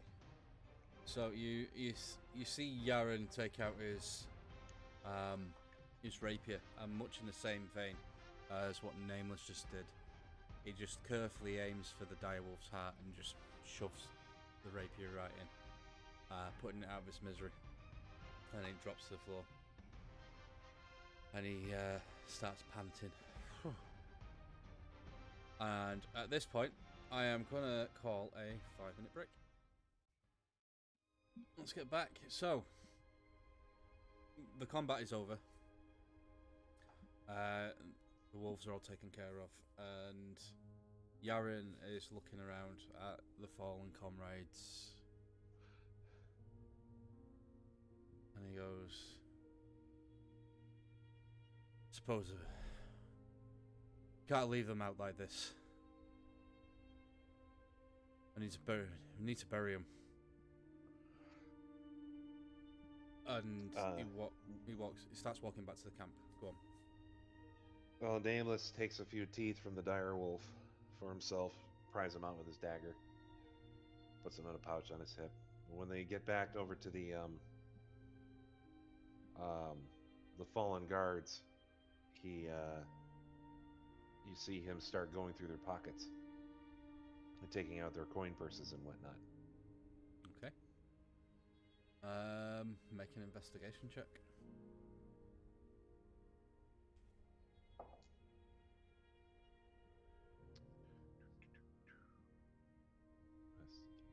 $13. 13. Okay, so if you're doing that on all the guards, they've got like 50 silver between them, and there's like 10 copper as well. He just holds on his hand and shakes his head. And then in a very separate pouch with a lock, you don't hear any jingling in it. It sounds empty. He puts the coins in there. They've each got is it a long sword or short sword? So they're each carrying a short sword too. They're nothing special, you know, but they're swords. Yaren comes over and he kneels down by each of them, and he approaches this one first and kneels down and puts his hand on his shoulder, looks over to where his head is, and it's separated from his body, and he just goes, "I'm so sorry. I'll make sure your wife is looked after." And he walks over to the other body, who was a much older gentleman, and he places his hand on his forehead.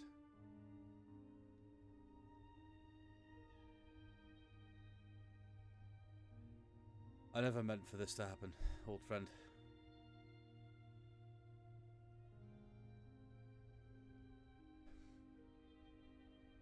I will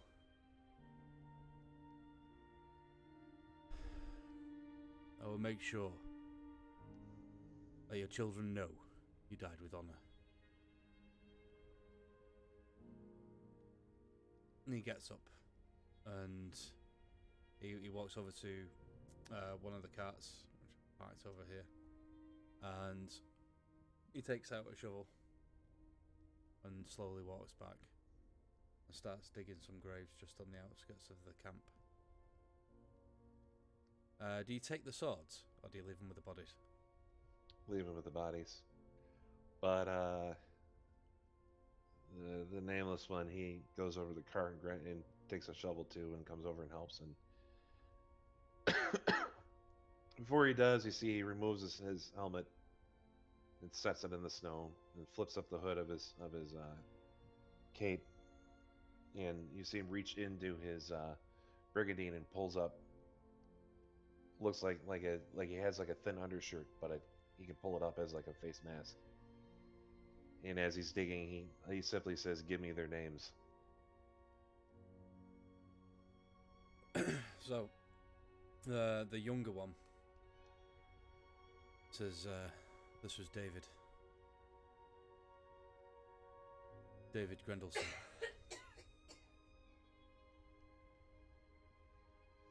He was from Hymir.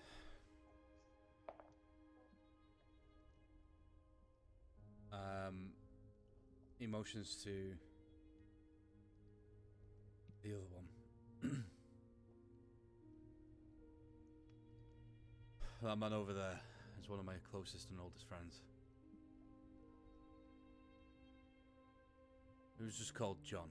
Everyone knew him as John. His kids live in Bridge City now. They're all grown up. And his wife died a long time ago.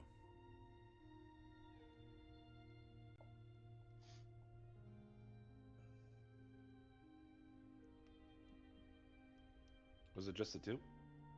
Yeah, there was just the two, yeah. Okay. Well, and he just nods as he shovels. Krista's actually helping too, but what you would notice, because obviously she would know John being from their town, so she's just looking like just kind of sad and just like she knew him while he was alive, but seeing him dead, she's just sad.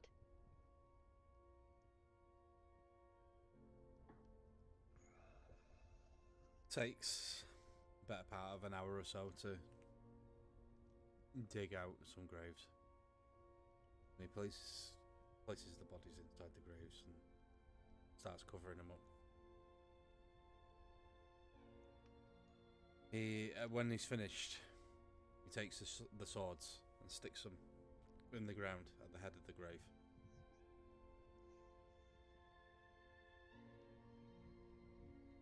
And he just he spends a moment on his knees in quiet I can't fucking say the word. I'm trying to be all Contemplation. Contemplation. That's the one.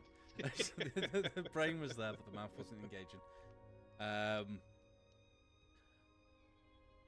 Before he gets up, he reaches into his satchel and pulls out a small hip flask and takes a drink. And then pours the rest of it over John's grave. And just says, one for the road, old friend. And he slowly goes back to his tent. He looks to you two and says, I'll take the rest of the watch for the night. Get some sleep. The knight just nods, picks up his helmet, puts the shovel back, goes by the fire and puts the helmet down, and then he sits on top of it. Opens up his brigandine a little bit and pulls out some parchment and a piece of graphite and writes down their names, where they're from, and then puts it in the pouch that has a lock on it with the money, before going back to where his horse is and settles down. Well, I, in this time, would have walked probably over. No, I probably would have left it for the morning, because it's not the time or the place to be asking for that. Kallista kind of just walks over to the fire, is just warming her hands, just and then just goes back to her tent and tries to get more sleep. Okay. You both retire for the night. Can we heal while we're doing this? Yeah.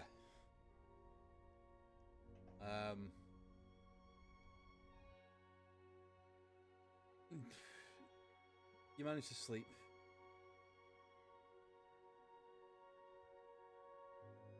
And you wake up in the morning. And John's still sat there.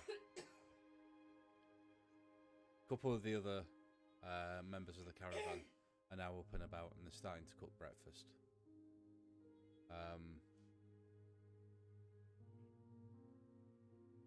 Each of them paying respects in turn to the freshly dug graves. And John just says, "Let's get something to eat. We need to get back on the road." You mean Yaren? Yaren, yeah, sorry. Yaren says. It's okay. It's okay. John comes back from beyond the grave. It tells us Yaren, we need to eat. Yeah, Yaren says, "Get some food, and we need to get back on the road. We've still got a long journey ahead of us."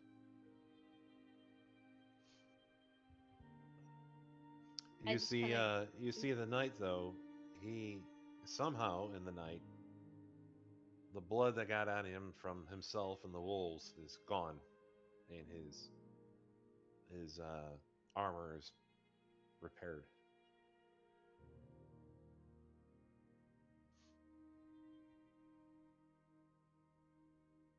And his helmet's back. He's not wearing the face mask anymore. The helmet's back on. So now you can't see his head or face anymore again at all. I just kind of walk over to her no-named friend and just kind of go, "So, you didn't happen to find a throwing axe when you were killing the other wolf, did you?" You see him, he just stares, and his head tips a little bit. And then rises some, and he reaches back behind himself underneath his cloak and pulls out the throwing axe. Cleaned, sharpened, and offers it back. I take it, and I'm just like, "Thank you. You didn't have to clean it for me, but thank you." He just walks by. She just whispers under her breath, "Gotta be best friend."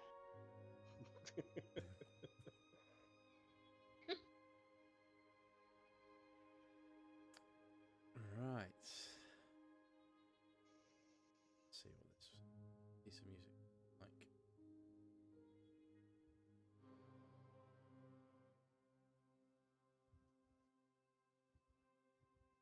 Right. So you pack up the camp and you get back on the road. I'm gonna bring up the world map again for you.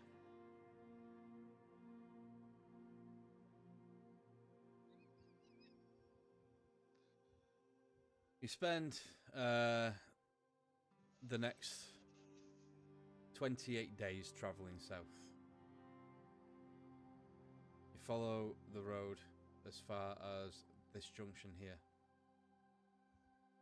Then you move up, and there's a small road that follows the river. Not a major road, but it is used by caravans that are not going to Gulrim or down that side of the world. And you eventually arrive in the city of Balmont, where you spend a couple of days doing some trading, selling and buying goods for further on down the road. Is there anything you'd like to do while you're here? Yes, actually. The knight goes to the whatever would count as the post office. Right, okay. So there is a post office. It is actually called the Chain. The Chain? Okay. The Chain, yeah. So he goes there. He says nothing, and just fills out, some sort of form or whatever for sending a letter, or sending something to a sending a package somewhere. And so the clerk obviously would try to engage with him, and he's just ignoring him, and fills it out to be sent to. I should have done this earlier. I didn't think of this until now because I didn't expect the situation. Where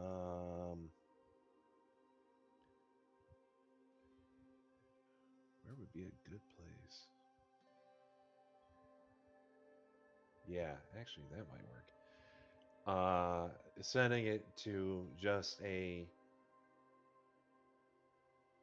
an address of a building in Mistborn. Right. Okay. With the locked pouch that he reinforces a little bit more so that can't quite be gotten into.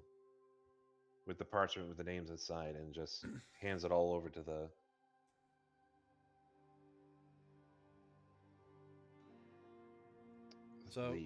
the chain worker. Yeah. So the clerk of the chain he's a gnome. Mm-hmm. And you've frequented these places in different towns and cities, and for whatever reason, they always seem to be gnomes.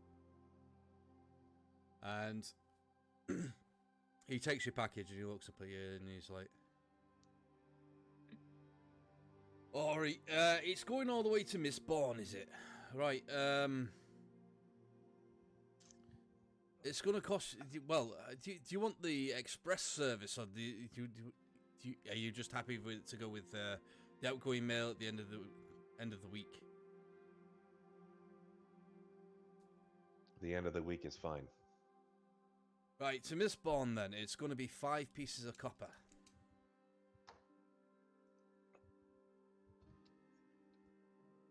He just nods and digs into another pouch, and hands over the 5 copper without arguing. Okay. Remove 5 copper from your inventories. Is there anything else? Actually, that's something I'd like to talk to you about after. Yeah. When we're done with here. Excuse me. Beyond that,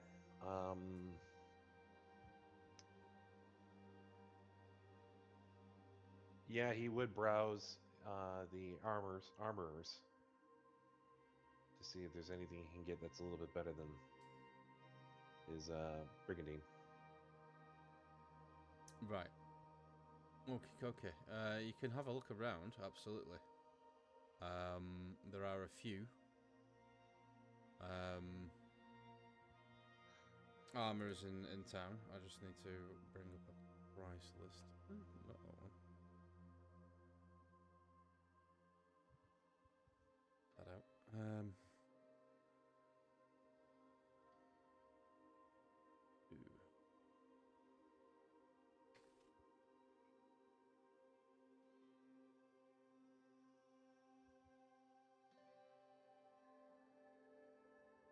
Give me 1 second.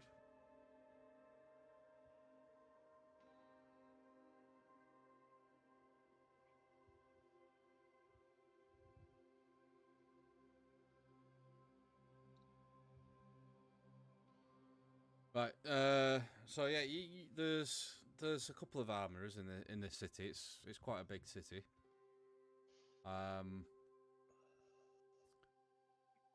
You quickly realise that most of this stuff is out of your price range right now. You start perusing. I mean, stuff that's better than your brigandine. So that would be Chain. Yeah, chain shit. As you're looking around, the closest, or the cheapest one you can find is around about 40 gold.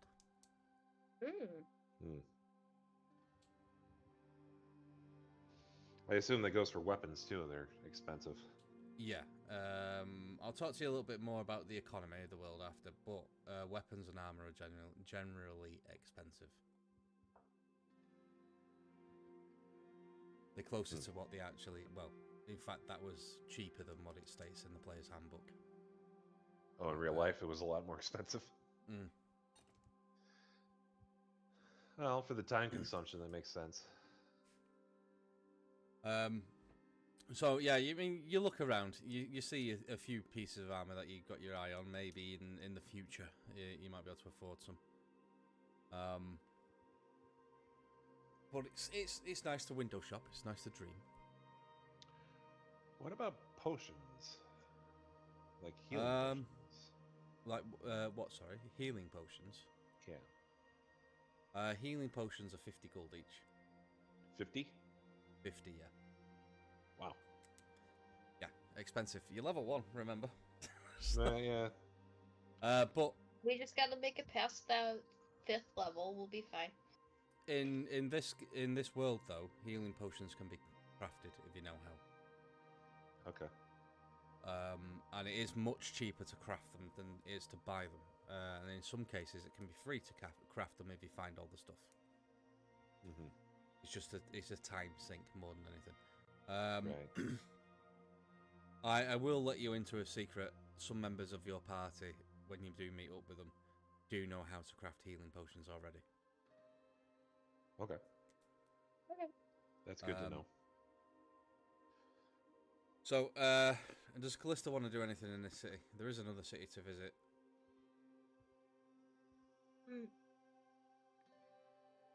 I'm assuming this is the first time I've ever been to Blamont. It is. So, how are you walking around this first city? How are you dressed?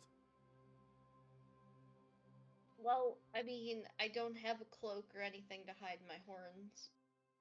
I've probably shed my bearskin cape because it's probably much warmer down here. I think you do actually have a cloak, you know. Yeah, you do. Oh yeah, I have my cloak of protection. I kind of put my cloak of protection on. I have my hood up, and I'm just kind of perusing, just looking around. I don't know, maybe I stop in maybe a bookstore to see if there's something I could look up more about, like ancient swords and. Right. Okay. That's a very research my specific sword thing. more. Yeah. Absolutely. Sorry, strangely specific. It's very specific, but no, it's good. So give me an investigation check as you're going around looking for a shop that might sell something like this.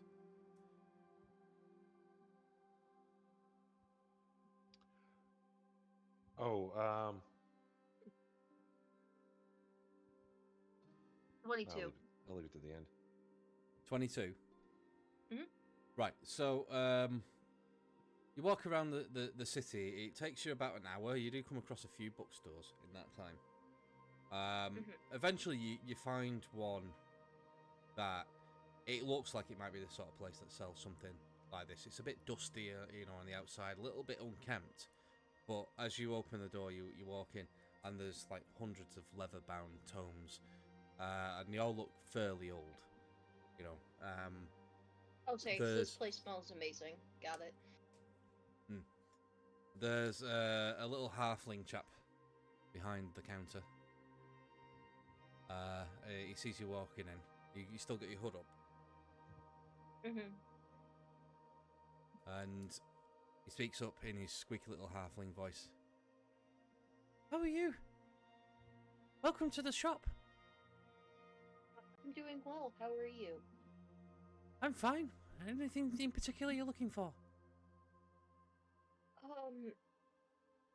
I've been given this sword, and I was hoping that maybe you have a book on like swords and how to maybe identify enchantments on them, or just identify different swords in this realm. Well, if you're looking for like identifying enchantments, I think you might need to see a wizard about that one. We do have a few tomes on ancient weapons. But let me have a look. So he goes into around the shop and starts looking down all the aisles. He seems to know exactly where everything is. And he pulls one out. It's a bit of a dusty old book. And he puts it on the counter. It's pretty thick. It's some heavy reading. Okay, it's a Stephen King novel. Got it. He thinks this might have something in it. If you're looking at ancient weapons, it goes all the way back to the Awakening. Which would that might be helpful. That's the dawn of like civilization of man, the Awakening. So it's like 1172 years ago.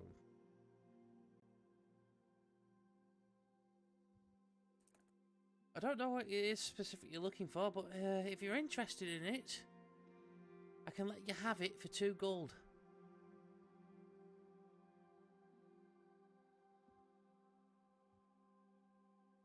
I hand them the 2 gold and I take it. Well, pleasure doing business with you. Likewise. As I turn around with the tome, he would just see my tail, like, just kind of wagging out the back. He's going to make a perception check. Yeah, he doesn't see it with that. He as soon as you turn around and start walking out, he's got your money. He's no longer interested. He just goes off around his shop cataloguing.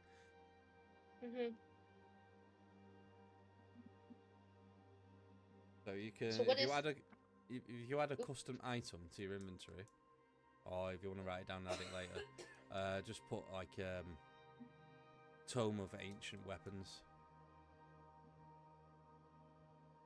I'll add it a little later.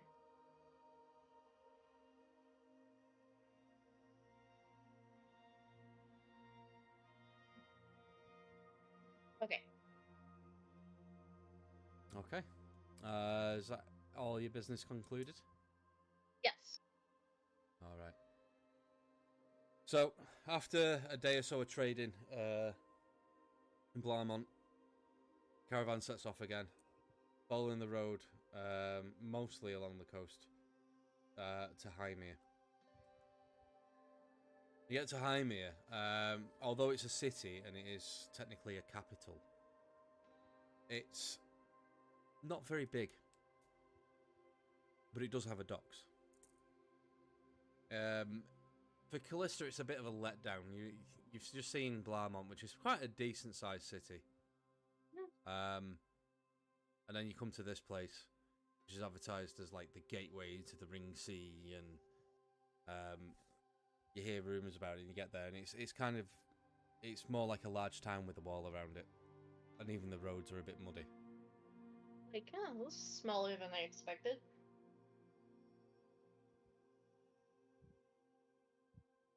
The caravan makes its way down to the docks.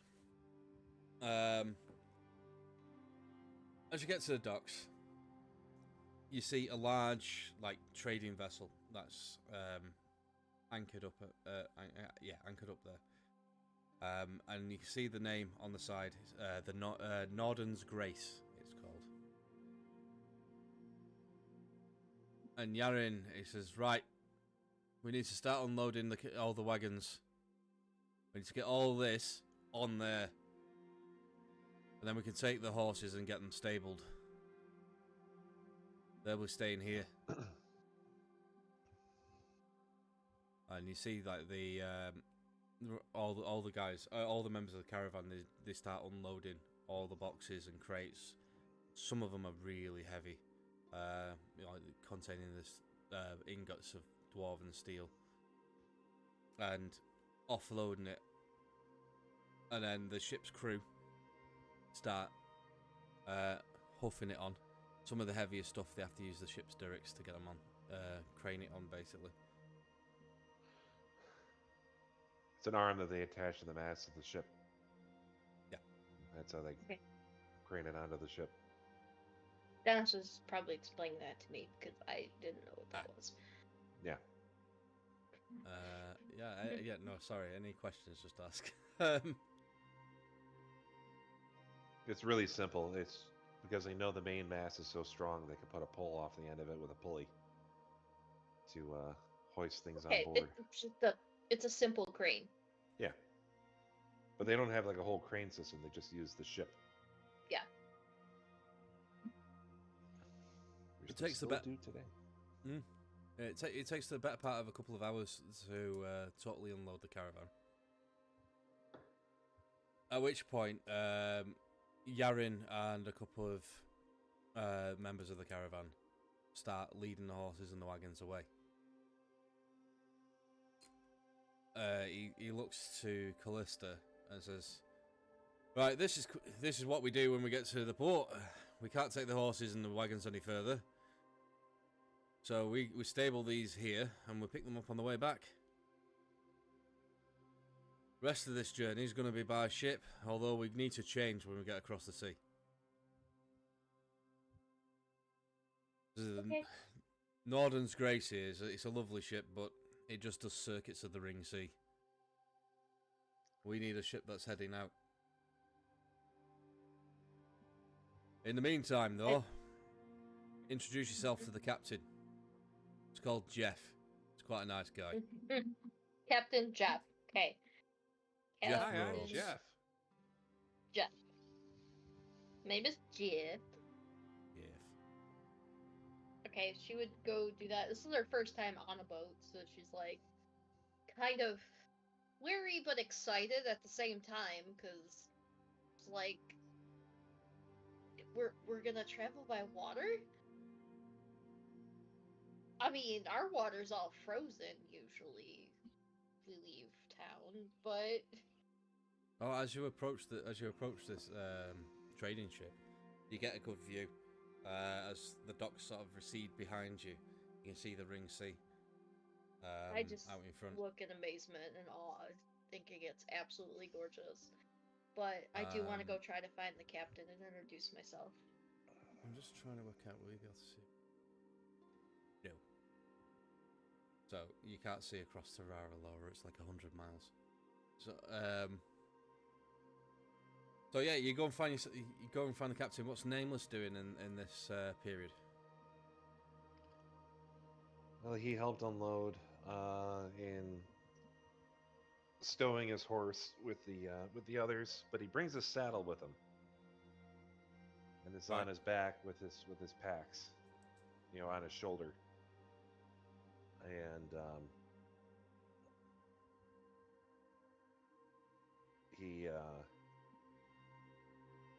he removes the helmet again, because it's a safe area-ish area.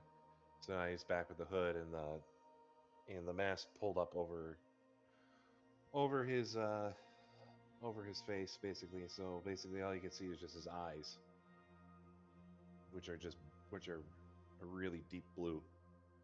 And when he comes up to the captain, and the captain tries to greet him, he doesn't say anything, but he does pull off his glove and offer his hand.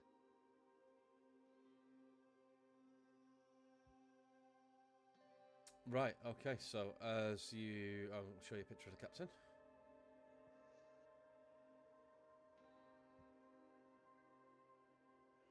That pops up. That's a strange crew behind him. Yeah. Ignore the crew. This is Captain Jeff Rhodes. So you offer your hand, and he reaches out, and instead of taking your hand, he takes you by the elbow, clasps your arm. He does the same.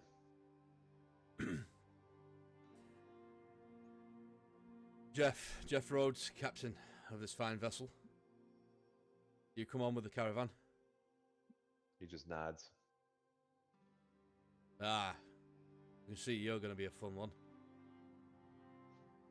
Anyway, we've got quarters. Unfortunately, you're going to have to share. It's not a passenger vessel. He just nods again. There's no frustration or anything in his eyes. He's just accepting everything that the captain's telling him. Ah, right. He turns to Kallista, who's still got your hood up.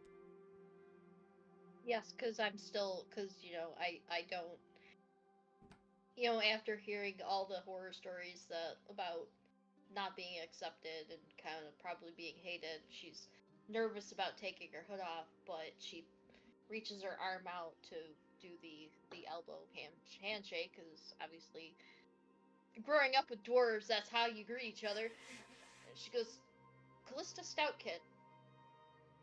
Ah! Jeff Rhodes, Captain. They do a little. So he sort of gestures with his head towards Nameless. Like, taking a vow of silence or something at this one. I honestly, just met him just before the travels, and he's not much of a talker. Ah, I well, don't know a each lot to their about own. him. So, you must be, get the name right, I've got it written down. You must be Torak's daughter. I've heard about you. You know my father? Not personally, but Yarin talks of him often. Oh, yeah. So, would it be safe if I took my hood off? I'm not gonna be attacked or anything? Wait until we leave port, just to make sure. Okay. Once we're out of port, you should be fine on this ship. And he nods with his head over to one of his other crew, who is a sea elf. The sea elf is a little bit unusual, so Okay. they're blue skinned. They are elven. Well, That does make sense. They're totally blue skinned, and this one kind of looks damp all the time. So his hair looks damp, his clothes look damp, and he looks like he's just, generally wet. Moist all the time. Moist, yeah. Mildly He's moist. sweaty. Just sweaty. Says we've got all sorts on the crew, and they're pretty accepting. You've got to be when you do this job. They've seen as you're one of Yarin's friends. Mm-hmm. I'll escort you down to the cabins below. And he looks to Name and says, "You might as well come too." Just nods. He takes you below decks, and there's some like shared crew quarters. He says, "I'm sorry, but I'm gonna have to put you in two to a room. Is that all right?" Yeah, that's okay. I only ask because you're a lady, and I don't know this fella. I can handle myself.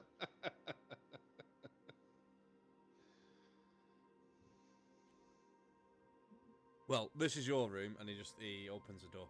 Says, "If you want to stow your gear in there, you don't need to carry it about with you. Fairly safe on the ship. We're all going across to Rara Alora, short trip."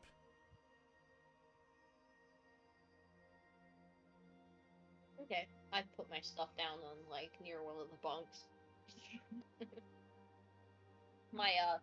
My bearskin cloak is neatly rolled up and attached to my little backpack, which is organized.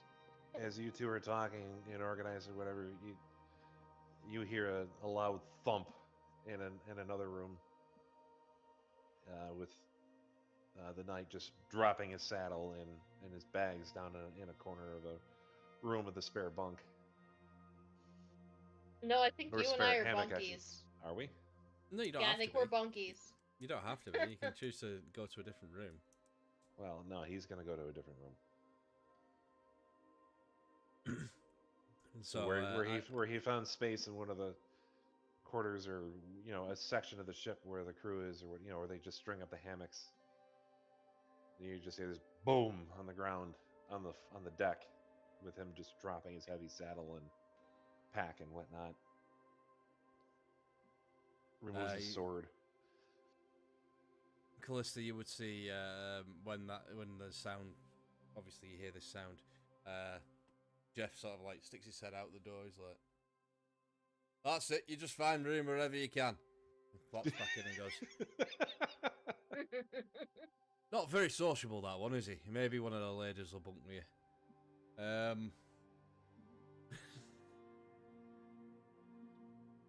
Right. I need to get to business. We're going to be setting sail soon. I'll leave you to it. Just only rules on this ship: don't get too drunk. We're at sea. It's dangerous. And he walks off.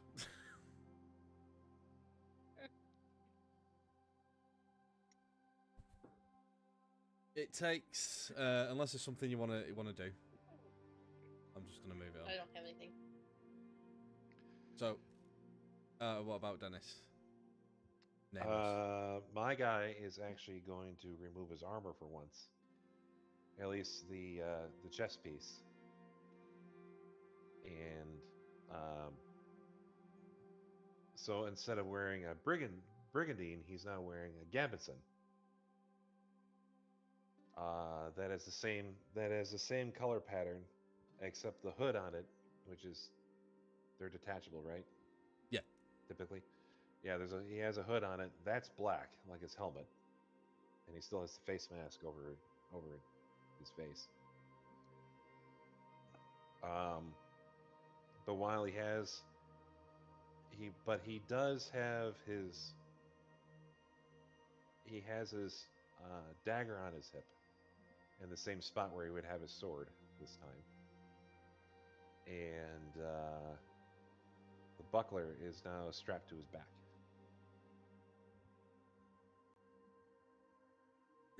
As he would wander up onto deck as the ship gets underway. Oh yeah, Kallista would do the same because she's never been on a boat before. So she needs to see all the things. But he would definitely make it a point to stay out of the crew's way while they're working. You can see as they're getting preparing to set sail, it is a hive of activity on deck. They're trying to stow away anything that's still there. Sort out all the sails and whatnot. I don't know all the sailing terms for everything, so I'm not going to go into it. But they're basically preparing the ship to leave. Yarin approaches Kallista. Goes, "Should be a bit of excitement for you. You never been on a ship, have you?" No, I haven't. Well, This is nothing to worry interesting. about. We're just on a piece of floating wood. And if we get attacked by anything, won't be long before you drown, so don't panic. And he just laughs. No, in all seriousness, it should be a smooth ride. I don't think there's any storms predicted. And wolves definitely can't get us out here. Not unless we accidentally brought one with us, eh? Yeah.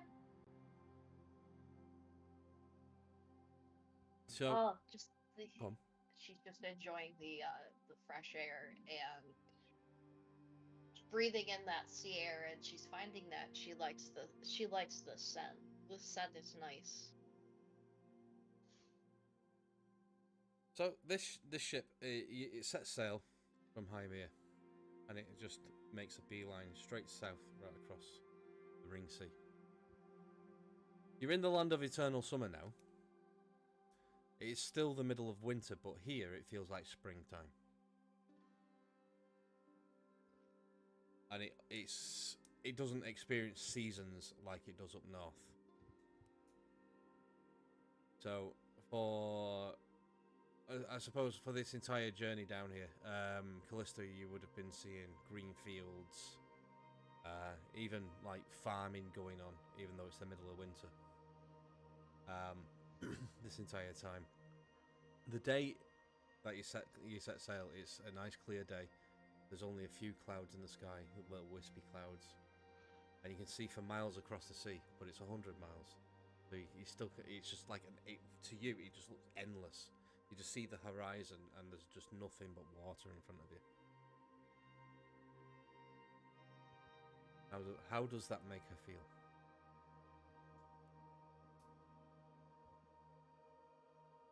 A little overwhelmed, but at the same time, very excited. Just like thinking to herself, how can how can I see this forever? If I could interject, I would think it'd be a little bit agoraphobic. Because it's like being surrounded by miles and miles of glass if the water's calm. And there's nothing. No trees, no nothing.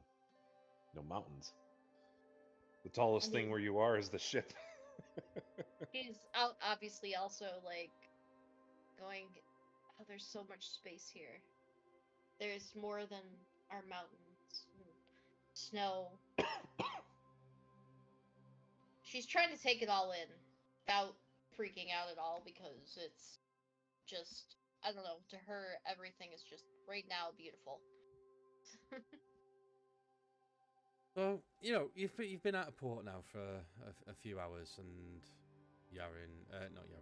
Captain Jeff Rhodes approaches you and goes, "You can take that all down now." He does so. Oh, Nobody that's better. will mind. And if they do, I'll kill them. My ship, my rules, isn't it? It is. From here on in, you should be okay. Rara Laura is an elven city. They're fairly accepting of everybody.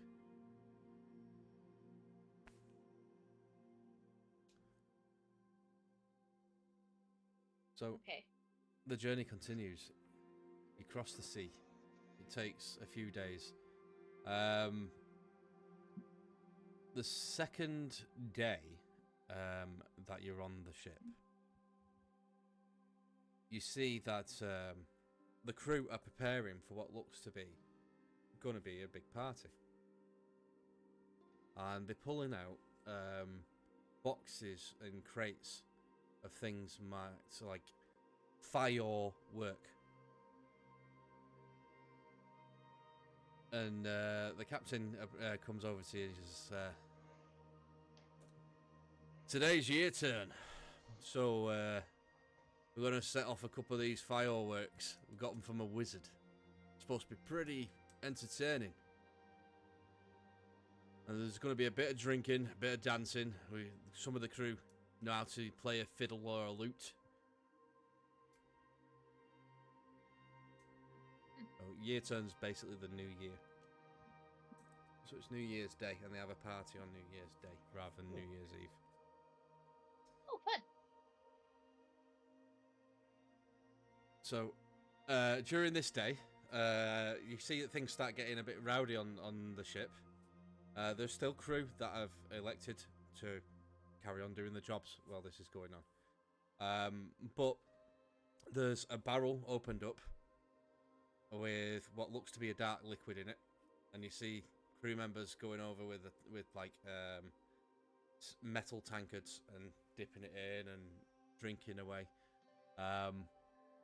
Just as the sun starts to set, you see that they start setting up these fireworks around the ship, pointing outwards. Is there anything you'd like to do during the party time, or are you happy for me to just describe it? And Kallista would like to try this outside of Dwarven ale. okay, you take your leather cup, you put it in there. As you're standing over For the barrel. Science. For science. As you're standing over the barrel, you get a very definite whiff of alcohol. This isn't like an ale. And you pull your cup up and you start drinking it. It's a navy rum. It's a bit stronger than your dwarven ale.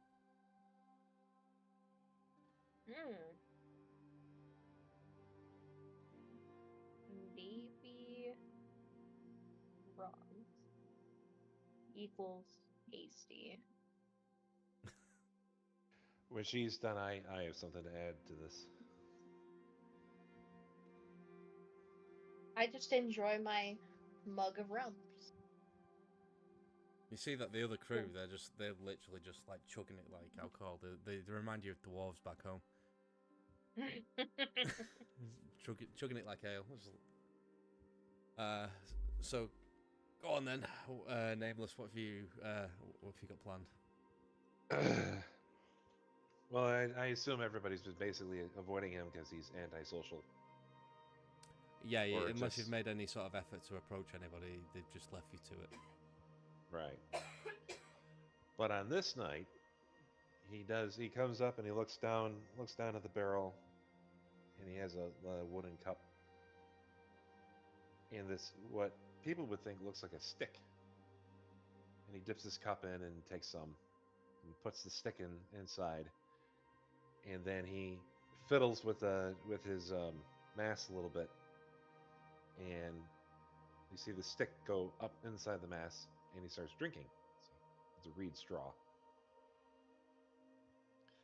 And he drinks a little bit, and he's watching the the band of sorts play. He drinks a little bit, then he gets a second cup, and then he makes his way over to the band. He doesn't, nonchalantly or whatever, listening to them, and then he settles down on a crate or a barrel or something like that, pretty close to them, arm's length away, and he pulls out a flute. And he's watching them and listening to them, and then he starts to play with them, adding his own mix to it, but keeping with the spirit and the beat of the song. Right. Okay. Beck, is that you? I mean, What? wait, wrong story. You know what? I'm not going to make you do a performance check for this unless you want to do it. I didn't want to, but I was prepared to do it if you were going to make me. I'm not going to make you. Because I don't want to spoil the little scene that you've set yourself up with. In case you roll like shit. Right. No, he's just jamming with the band, basically, in his own quiet way.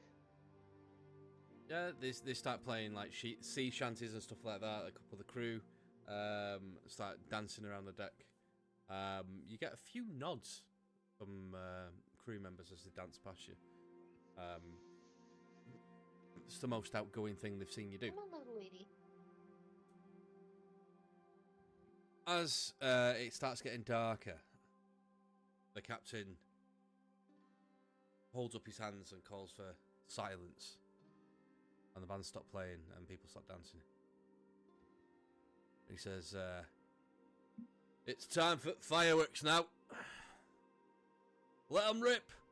And you see somebody walk down each side with a lit taper, and they just light these fuses on these fireworks. And a few seconds of fizzing and popping, and then they go up into the sky, flying away from the ship at 45-degree angles. And they start bursting into the wonderful patterns of greens and reds, and yellows and blues. And the show goes on for about 20 minutes until finally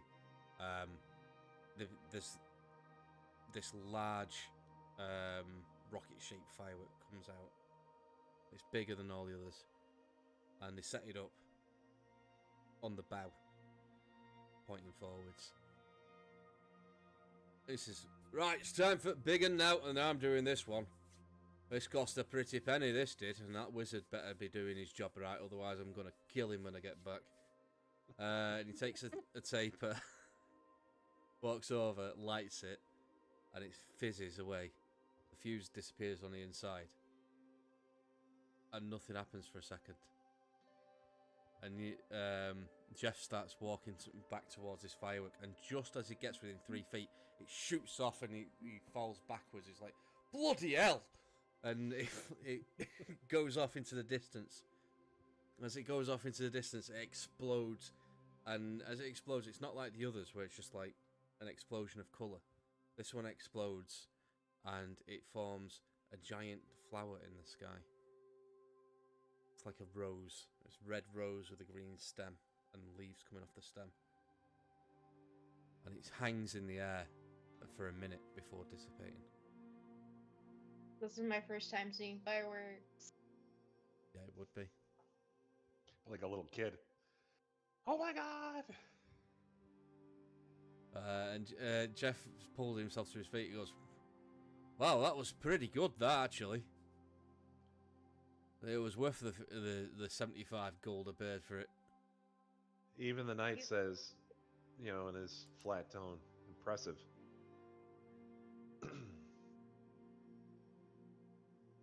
The night goes on, Oh. and people get drunk, and they eventually make their way back to the cabins.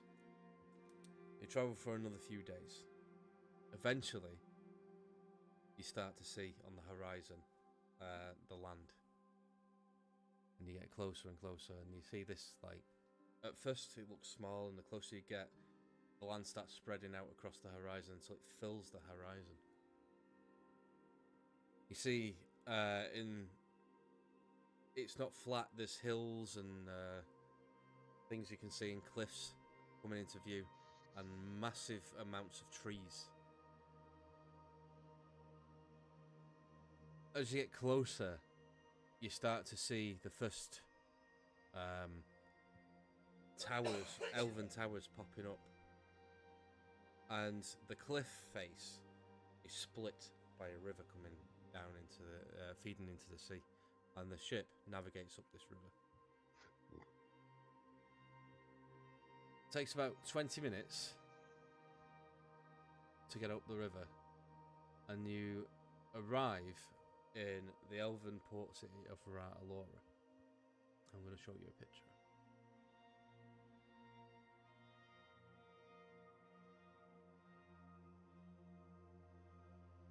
Wow. It's an ancient elven city. It's been here for thousands of years. It's made of white stone. There's gardens throughout and trees growing in the street around the streets. With you can see the golden domes of the towers in the background. And the ship pulls up into a dock on the riverside. You see elves and other fey creatures running about, doing their own business away from the docks. Some on the docks you see satyrs and centaurs and all manner of beasts that you've never come across before.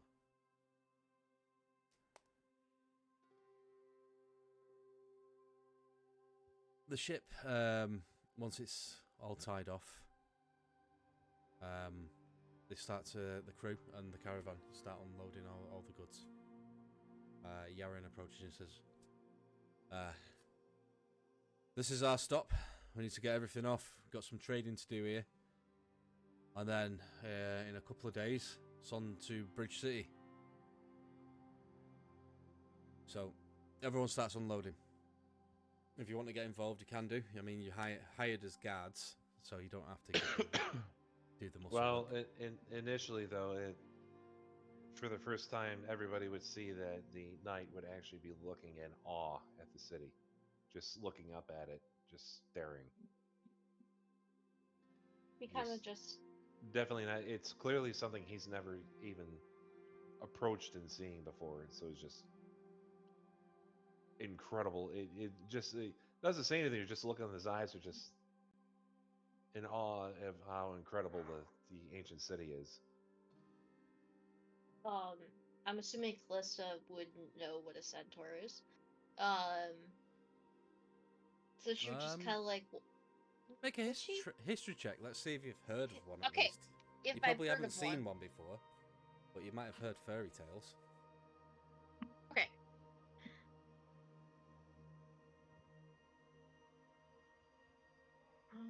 let's see here. History. Ooh, I have a +1 to that. 17. 17. Yeah.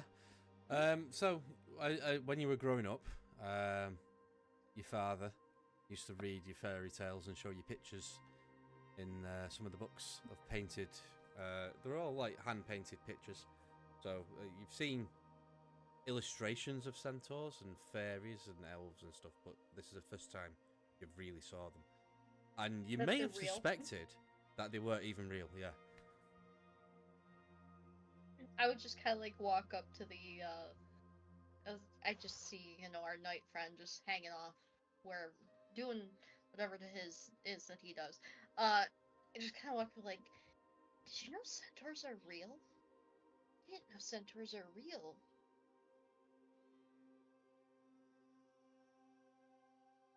He takes a deep breath and simply says, I have seen one.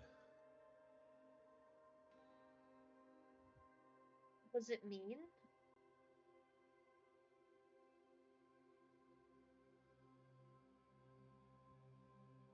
He I'm just sorry, kinda, I'm a kid in the candy shop at this point. Like, No, it's fine. he just Like- kind of stands there and just thinking, I don't know. I mean, he has horns like I have horns. He just nods. I'm just enjoying your you trying to name. get words out of him. Yes, it's fun.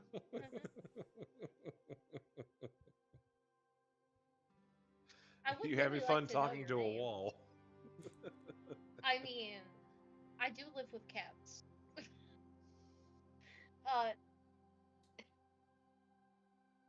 It's like, I'll get your name out of you yet. She just wanders away and just observes everything. Because she wants to write a nice letter home to her parents, letting her know that she's okay. Okay. The knight goes to help, but he is distracted because he just cannot take his eyes off of the city.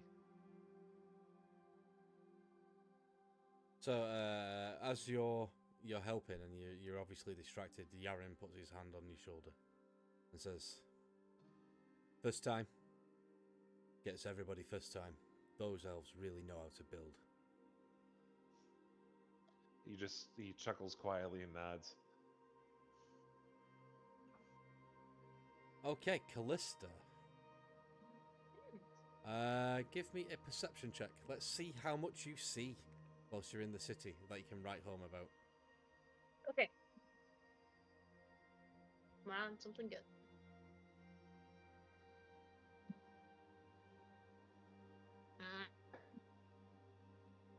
Five. 5, right. Okay. There are some things that are relatively obvious. So you're going to see centaurs. You're going to see elves.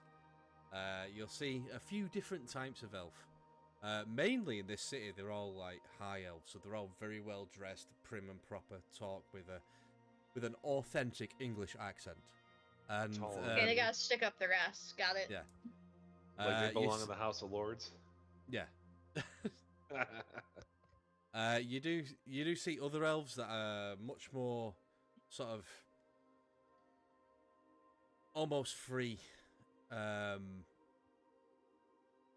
They're dressed in clothes that are very obviously handmade. Some of it is even like made of leaves and things. Oh wait, no, never mind with that. I don't know what that is. In real life, I do. But yeah, I'm gonna keep that to myself. You do obviously you see. I said you see centaurs. You see a couple of satyrs walking around.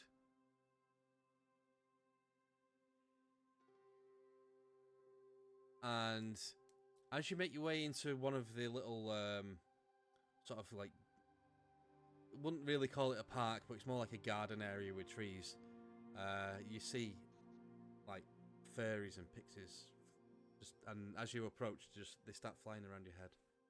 They're very curious.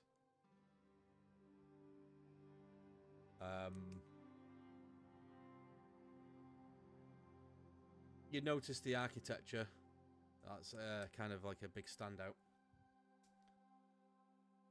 But you're so overwhelmed with all the new races of people that you've just met and come across that you don't notice much else about the city. Would be fair enough. I mean, there's just so much to take in. So, you spend a couple of days in Rara Alora. Over this time, Yaren is out making deals, selling some of his dwarven steel. He picks up some mithril from the elves.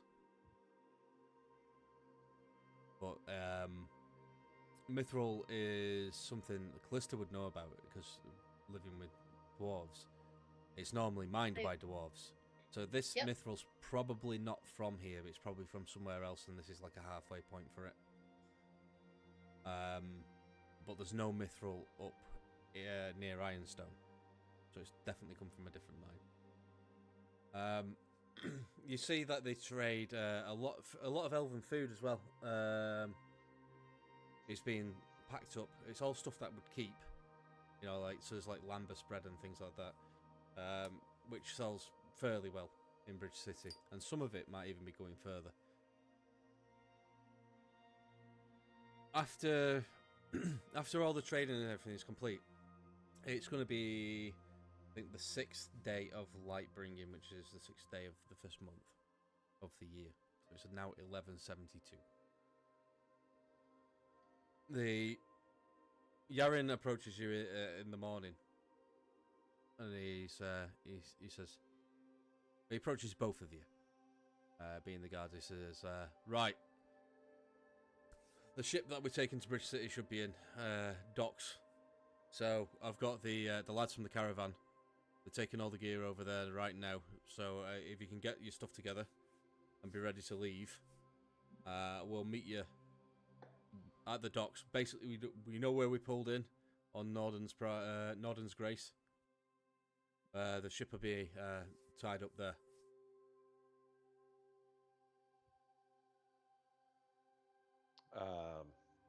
The knight nods and picks up his gear and starts to head off. If you don't mind me doing my own little thing here, there is a bookstore though that catches his eye. Sure, there could be you've spent a couple of days there, so yeah. And it's clearly one that's old and has been there for a long, like what Kallista found in Plumont. And he wanders in. Yeah, so he wanders in with his gear on his shoulder. He still has it on his shoulder, but he wanders in. He starts browsing the racks, and when the bookkeeper or the store owner anyway comes up and asks, all he says is books on monsters.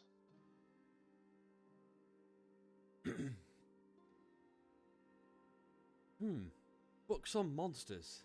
Ah, right. What type of monsters? Small to large. Small to large I'm not monsters. a monster. Let me see. We've got a few books.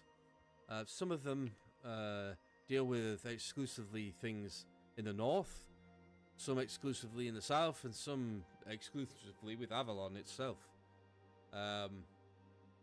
What is it you're looking for exactly? Information. So General information. He goes and he pulls out a couple of tomes. He puts them on the counter. He says, "These are like,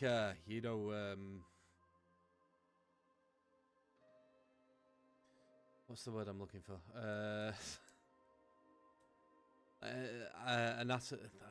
Anatomical studies They're just they're more like brief encounters with certain people have had and wrote down, more like diary entries. And he opens one up and he says, like this one, for example. It deals a lot with the creatures of Avalon, this wonderful island that we inhabit. But if you look, it lists here pixies and fairies and stuff, but it doesn't really give you much other than maybe like general temperament of the creature. This one here, he opens it up. This one's about the desert of Seat and some of the creatures you can find there. We have one on Neff, although that one is quite expensive because getting things out of Neff is these days is a bit tricky.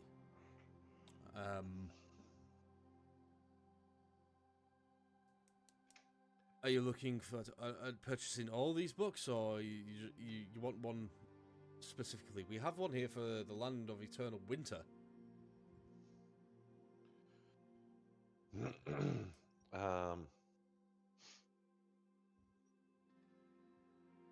He thinks.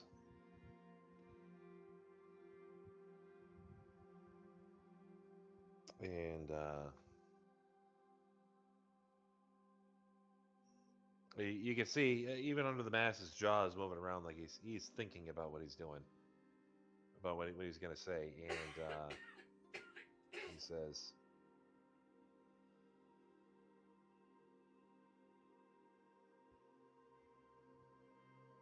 perhaps anatomical information, weaknesses would be better. I'm afraid for something like that, you probably have to visit one of the one of the houses of the knights in one of the larger human cities. This sort of information is not very well known. I mean, people generally don't go out hunting monsters very much around here.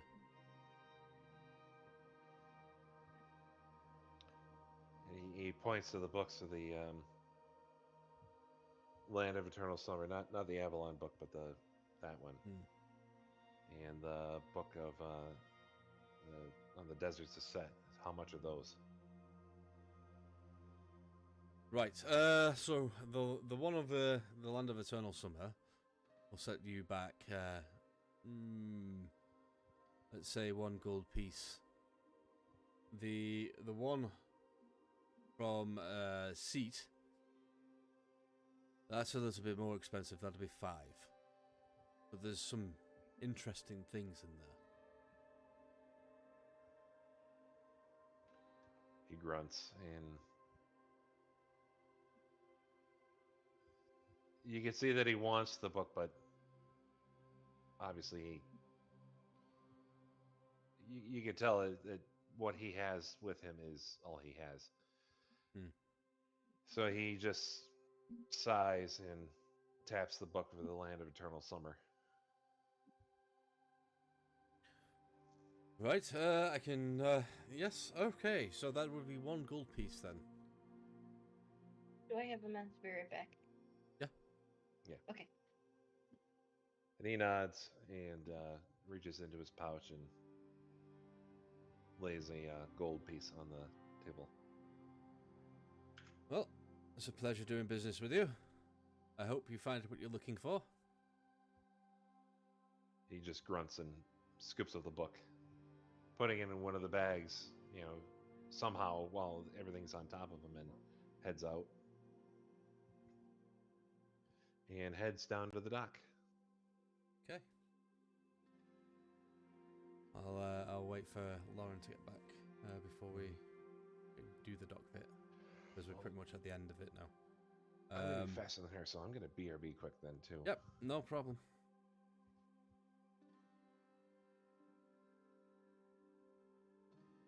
Anyway. Right, so you both make your way to the docks.